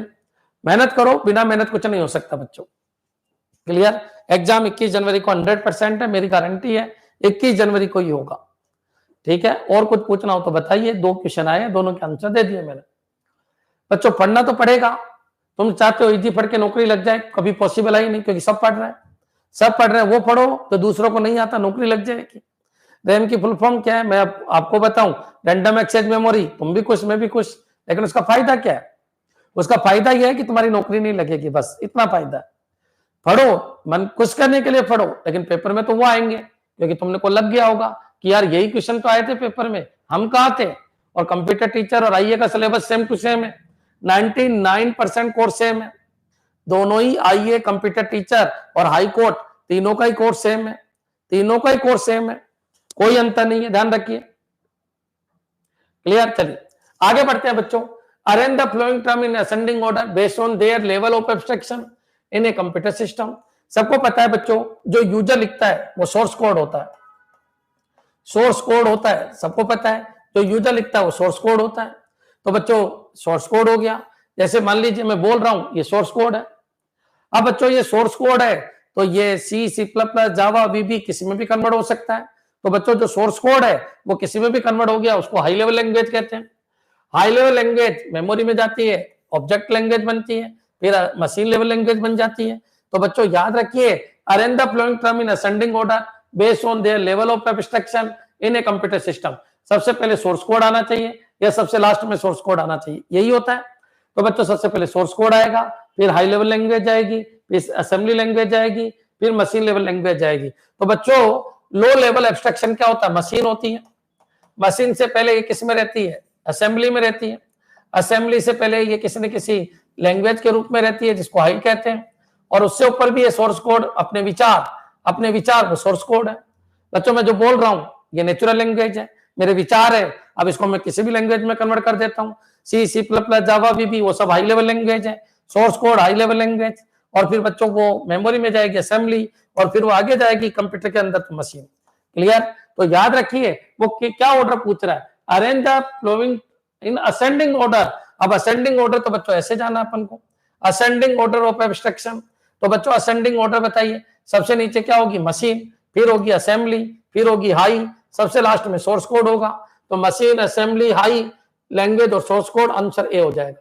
क्यों? क्योंकि अपन को असेंडिंग ऑर्डर में एब्स्ट्रैक्शन बताना है, असेंडिंग ऑर्डर। याद रखिए। एज राइट सर, मैं आपका गरीब स्टूडेंट हूं। अरे कोई बात नहीं, वो तो मैं बोलता हूं, कमेंट बाजी करता हूं। इधर देखिए बच्चों, इधर से इधर जाएंगे, असेंडिंग ऑर्डर है, ये लो लेवल है, ये हाई लेवल है, ये विचार है, ये लैंग्वेज है, ये ऑब्जेक्ट है, ये बच्चों एग्जीक्यूट है। समझदार बनिए, मेरे हिसाब से क्लियर हो गया होगा। देखो बच्चों, जो मैं आपको पढ़ा रहा हूं ये सोर्स कोड है। अब किसी न किसी लैंग्वेज में इनको कन्वर्ट करना पड़ेगा, वो हाई लेवल लैंग्वेज है। फिर बच्चों हाई का फिर बनती है क्या? ऑब्जेक्ट, यानी असेंबली, नेमोनिक्स वाली। क्लियर? नेक्स्ट चलिए, और फिर ये बन जाएगी। नेक्स्ट, ये आपका आंसर हो जाएगा। नेक्स्ट चलो, इस क्वेश्चन को देखिए। Arrange the flowing term in ascending order based on their level of abstraction in operating system. Ascending order based on their level of abstraction in operating system. अब operating system में मैंने क्या बताया था, समझने की कोशिश करो बच्चों। ऑपरेटिंग सिस्टम का कंसेप्ट क्या है? मैंने खूब ऑपरेटिंग सिस्टम पढ़ा है, और याद रखिए आपके कंप्यूटर फंडामेंटल कोर्स में, और कंप्यूटर फंडामेंटल में आजकल फंडामेंटल आता ही नहीं, पूरा ऑपरेटिंग सिस्टम ही आता है। आपने देखा होगा बूट स्टेप लोडर क्या होता है, ये क्या होता है, वो क्या होता है, पूरा ऑपरेटिंग सिस्टम भरा रहता है। तो बच्चों एक चीज बताइए, ऑपरेटिंग सिस्टम की बात करूं तो यहाँ यूजर होता है, यहाँ यूजर होता है। यूजर एप्लीकेशन को यूज करता है, बिल्कुल करता है बच्चों। क्लियर? ये एप्लीकेशन को यूज करता है बच्चों। ऑपरेटिंग सिस्टम में बच्चों एक होती है सेल, होती है सेल कर्नल को कहती है। ये लीजिए कर्नल हो गया बच्चों। एक होता है एक लेवल, दो लेवल, तीसरा लेवल, यहाँ हार्डवेयर होता है। हार्डवेयर को कौन चलाता है? तो हार्डवेयर को ड्राइवर चलाते हैं। ये लीजिए यहाँ पर कौन होता है? ड्राइवर होता है। यहाँ पर ड्राइवर होता है बच्चों, ड्राइवर होता है। यहाँ पर कौन होता है? ड्राइवर होता है। तो बच्चों ऑपरेटिंग सिस्टम के भी तीन लेवल है, यूजर लेवल बच्चों, ओएस लेवल, और बच्चों हार्डवेयर लेवल। तो बच्चों यूजर है, जैसे मैं फोन पे करना चाहता हूं तो मैं एक एप्लीकेशन को यूज करूंगा फोन पे को, लेकिन बच्चों मैं तो जीयूआई यूज कर रहा हूं। तो जीयूआई यूज कर रहा हूं तो मैं सेल के पास जाऊंगा, सेल उसको कमांड में कन्वर्ट कर देगी। कर्नल को कहेगी कर्नल हार्डवेयर को चला दे, लेकिन हार्डवेयर को कौन चलाएगा? ड्राइवर चलाएगा बच्चों। हर चीज का एक ड्राइवर होता है, वो हार्डवेयर को चलाएगा, और हार्डवेयर चलेगा और काम हो जाएगा। तो बच्चों यूजर एप्लीकेशन को कहता है, एप्लीकेशन जीयूआई बेस है बच्चों, उसको कमांड में बदलना है। तो सेल का क्या काम है? जीयूआई को कमांड में बदलने का काम है, कमांड में बदलने का काम सेल का है। कर्नल का क्या काम है? ड्राइवर को ऑर्डर देने का काम है। ड्राइवर में इस हार्डवेयर की कोडिंग होगी बच्चों, किस तरीके से हार्डवेयर को चलाएगा। क्लियर? तो इस तरीके से पूरा एब्स्ट्रैक्शन है। अब आप खुद सोचो, आपसे पूछा असेंडिंग ऑर्डर ऑफ एब्स्ट्रैक्शन, तो एब्स्ट्रैक्शन का असेंडिंग ऑर्डर ये लो लेवल है, ये हाई लेवल है। सबसे नीचे हार्डवेयर, हार्डवेयर के ऊपर ड्राइवर, उसके ऊपर कर्नल, उसके ऊपर सेल, सेल के ऊपर एप्लीकेशन, सबसे लास्ट में यूजर। क्लियर? तो अब देखिए सबसे लास्ट में कौन है? यूजर होना चाहिए बच्चों। हो सकता है बीच बीच में कुछ छोड़ा हो, लेकिन ये ऑर्डर आपके समझ में आ जाना चाहिए। देखो बच्चों, मैं एप्लीकेशन स्टार्ट करता हूं कोई। अब बच्चों मैं एप्लीकेशन, मान लो आपका मोबाइल है, सबसे पहले मैं वर्ड की फाइल खोलना चाहता हूं, तो मैं कौन हूं? यूजर। मैंने वर्ड की फाइल ओपन की, ये एप्लीकेशन हो गई। अब बच्चों मैं जीयूआई यूज कर रहा हूं, माउस को इधर इधर हिला रहा हूं, इनको कमांड में भी तो कोई कन्वर्ट करेगा, वो होता है सेल। सेल उस कमांड को कर्नल समझता है कि करवाना क्या चाहता है। कर्नल फिर उसको पर्टिकुलर ड्राइवर के पास भेजेगा, फिर ड्राइवर उस हार्डवेयर को चलाएगा। क्लियर? तो ये पॉइंट आपके दिमाग में आना चाहिए कि हाँ सर अब समझ में आ गया कि अपन शुरू से लगा के लास्ट मतलब low level abstraction, high level abstraction, ascending order of abstraction, descending order of abstraction. तो असेंडिंग ऑर्डर में सबसे पहले हार्डवेयर आएगा, क्योंकि अपन को बढ़ते हुए क्रम में जाना है। तो बच्चों कर्नल आएगा, graphical user interface, device driver आएगा, सिस्टम कॉल। तो डिवाइस ड्राइवर आएगा, फिर डिवाइस ड्राइवर बच्चों सबको पता है, इसने हार्डवेयर नहीं लिया तो कोई बात नहीं, तुम भी तो कंसेप्चुअल बनो, क्या 6 के 6 ही लेगा क्या? नहीं, तो इनमें से कोई ले, उसी को देख लो। ड्राइवर के बाद कर्नल आएगा, ठीक है, इसको ले लिया, इसको ले लिया। फिर बच्चों सिस्टम कॉल आएगी, वही सेल बोल देंगे उसको, कोई दिक्कत नहीं। फिर GUI आएगा, वही एप्लीकेशन बोल देंगे उसको। क्लियर है बच्चों? समझदार बनिए, समझदार बनिए। GUI क्या है? वो एप्लीकेशन है, जो वही एप्लीकेशन है बच्चों जिसको यूजर कहता है, वही एप्लीकेशन है। किससे? कोई क्लिक करके कहता है, फाइल से कहता है, फोल्डर से कहता है, कोई 6 के 6 तो देगा नहीं। समझदार बनो, नीचे से ऊपर की तरफ, नीचे से ऊपर की तरफ। एक बार सबके कमेंट चाहिए कि हाँ सर बिल्कुल क्लियर है। एक बार कमेंट कर दीजिए कि हाँ सर बिल्कुल क्लियर है। ये क्या चीज है? कंप्यूटर फंडामेंटल है बच्चों, कंप्यूटर फंडामेंटल है, बेसिक कंप्यूटर का क्वेश्चन है। क्लियर? यहां तक आपके समझ में आना चाहिए। क्लियर है बच्चों? कैसे काम होता है? सबसे पहले एप्लीकेशन ओपन, पहले यूजर होगा, एप्लीकेशन ओपन करेगा, फिर बच्चों एप्लीकेशन में तो वो माउस वाउस को इधर करता है। कमांड कौन बनाएगा उसकी? कंप्यूटर तो कमांड पे काम करता है, तो सेल बनाएगी, सेल कमांड बना के कहां भेजेगी? कर्नल। कर्नल किसको चलाए बोलेगा? ड्राइवर को ऑर्डर देगा, भाई तेरे को प्रिंट कराना है, मैं प्रिंटर का सॉफ्टवेयर हूं, प्रिंट कराओ, तो ड्राइवर प्रिंट कराएगा, हार्डवेयर को चलाएगा। क्लियर है बच्चों? ये पॉइंट आपके समझ में आना चाहिए। नेक्स्ट चलिए आगे बढ़ते हैं, इस क्वेश्चन को देखो। Arrange the flowing step in the computer startup process in ascending order based on their level of abstraction. बच्चों स्टार्ट कैसे होगा? सबसे पहले क्या, फिर क्या, फिर क्या, फिर क्या, फिर क्या, फिर क्या, स्टार्ट कैसे होगा? समझदार बनो। अरे कोई नॉर्मल क्वेश्चन नहीं है, तुम्हारी खोपड़ी चल जाएगी। जिसने मेरे पूरे वीडियो देख लिए वो राजा है कंपटीशन एग्जाम का। इतनी नौकरी आ रही है कंप्यूटर टीचर की, मैं गारंटी देता हूं, एक बार मेरे वीडियो तो देखिए, आपकी नौकरी नहीं लगे तो मेरे को कॉल करना, 100% जॉब लगेगी। मैं वो तो पढ़ा ही नहीं रहा, रेम रोम वो तो तुम ही कर लेना, मैं वो पढ़ा रहा हूं जो तुमने छोड़ दिए। तुमको एक भी नहीं आता जो मैंने पढ़ाया, तुमने से आ ही नहीं सकता। फ्लोइंग स्टेप इनसे स्टार्ट होता है, उसका लेवल बताइए हमको। अब बच्चों कंप्यूटर कैसे स्टार्ट होगा? सबसे पहले प्लग ऑन करेंगे, प्लग ऑन करके करंट जाएगा, करंट जाएगा तो बच्चों रोम एक्टिवेट होगी, रोम के अंदर क्या होगा? बायोस एक्टिवेट होगा। बच्चों क्लियर? तो सबसे पहले क्या होगा? रोम एक्टिवेट होगी, रोम नहीं है तो क्या हो जाएगा? बायोस हो जाएगा, बायोस हो जाएगा। बायोस एक्टिवेट हो गया, कीबोर्ड माउस काम करना स्टार्ट कर दिए। बच्चों क्लियर? फर्मवेयर एक्टिवेट हो गए, जो कंपनी ने प्रोग्राम डाल के दिए थे वो रोम के अंदर होती है। देखो बच्चों मैंने पढ़ा रखा है, सबसे पहले करंट आई, करंट किसके अंदर आई? रोम के अंदर आई। ये क्या है? रोम। रोम के अंदर क्या होते हैं? बायोस होते हैं। बच्चों कौन एक्टिवेट हो गया? बायोस एक्टिवेट हो गया। कौन काम करना स्टार्ट कर दिया? कीबोर्ड माउस काम करना स्टार्ट कर दिया, कीबोर्ड और माउस ने काम करना स्टार्ट कर दिया। अब फिर बच्चों और क्या होते हैं रोम के अंदर? तो रोम के अंदर बच्चों लोडर होता है, बूट स्टेप लोडर। वो क्या करेगा बच्चों? जो लोडर है वो ऑपरेटिंग सिस्टम को लाएगा, कहां से? Boot step loader, secondary memory से प्राइमरी मेमोरी के अंदर। किसको लाएगा? ओएस को लेके आएगा, ये बूट स्टेप लोडर है। फिर ओएस आएगा, कहां आएगा? प्राइमरी मेमोरी के अंदर आएगा, फिर एप्लीकेशन चलेगी। यही होता है। तो बच्चों लोडिंग बायोस ठीक है, एग्जीक्यूटिंग बूट लोडर सही है बच्चों, रनिंग ऑपरेटिंग सिस्टम बिल्कुल ऑपरेटिंग सिस्टम आ गया, फिर लॉन्चिंग एप्लीकेशन बिल्कुल सही है। तो पहला डायग्राम बिल्कुल सही है। सबसे पहले करंट स्टार्ट होगी, सबसे पहले करंट स्टार्ट होगी, करंट स्टार्ट होगी तो पहले सर्किट भी चेक होता है जिसको बोलते हैं पोस्ट ऑपरेशन। सबसे पहला काम होता है पोस्ट सर्किट चेक, फिर रोम एक्टिवेट, फिर बायोस हो जाएगी, फिर लोडर एक्टिवेट होगा, फिर ओएस आएगा और फिर बच्चों आपकी एप्लीकेशन चलेगी। बिना ओएस आए एप्लीकेशन चल ही नहीं सकती। ये पॉइंट आप क्लियर कर लीजिए, यहां से आपका क्वेश्चन आ सकता है। क्लियर है बच्चों? ठीक है, एक बार कमेंट कर दो कि सर करंट चलाया, करंट चलाते ही सबसे पहले पोस्ट ऑपरेशन होगा। पोस्ट का मतलब होता है पावर ऑन सेल्फ टेस्ट, मतलब पूरा इंटरनल हार्डवेयर चेक होगा कि कहीं पर शॉर्ट सर्किट तो नहीं है। पोस्ट के बाद रोम के पास करंट पहुंच गई, रोम के पास पहुंची तो बायोस एक्टिवेट हो गया, बायोस एक्टिवेट होते ही जितने भी कंपनी ने प्रोग्राम डाले थे उनमें से लोडर एक्टिवेट हो गया। लोडर क्या करेगा? सेकेंडरी मेमोरी से प्राइमरी के अंदर ऑपरेटिंग सिस्टम को लाएगा। अब कंप्यूटर स्टार्ट हो गया, बूटिंग हो गई, अब एप्लीकेशन चलेगी। क्लियर? सर सीक्वेंस में कर्नल का भी बहुत बड़ा रोल होता है भाई, ये तो मैंने पढ़ा रखा आपको, जॉब शेड्यूलिंग कर्नल ही करता है। क्लियर है बच्चों? कर्नल ही करता है। टाइम हो गया क्या? ठीक है बच्चों, कल आगे बढ़ेंगे अपन। अगले 10 क्वेश्चन करेंगे। ये कहां से आया ये क्वेश्चन? तो ये बेसिक फंडामेंटल से आया कि कंप्यूटर स्टार्ट कैसे होता है। तो एक बार और बोल देता हूं। सबसे पहले लाइट ऑन होते ही मदरबोर्ड चेक, मदरबोर्ड पे पोस्ट ऑपरेशन, उसके बाद रोम एक्टिवेट के बाद लोडर के बाद ऑपरेटिंग सिस्टम आया, बच्चों कंप्यूटर स्टार्ट हुआ, अब उसके ऊपर एप्लीकेशन चलेगी। क्लियर? चलिए सर मैराथन लो भाई, मेरे पास काम ही टाइम ही 1 घंटे का है, मैं फिर भी 1.5 घंटे आपको दे रहा हूं, 5:30 से 7।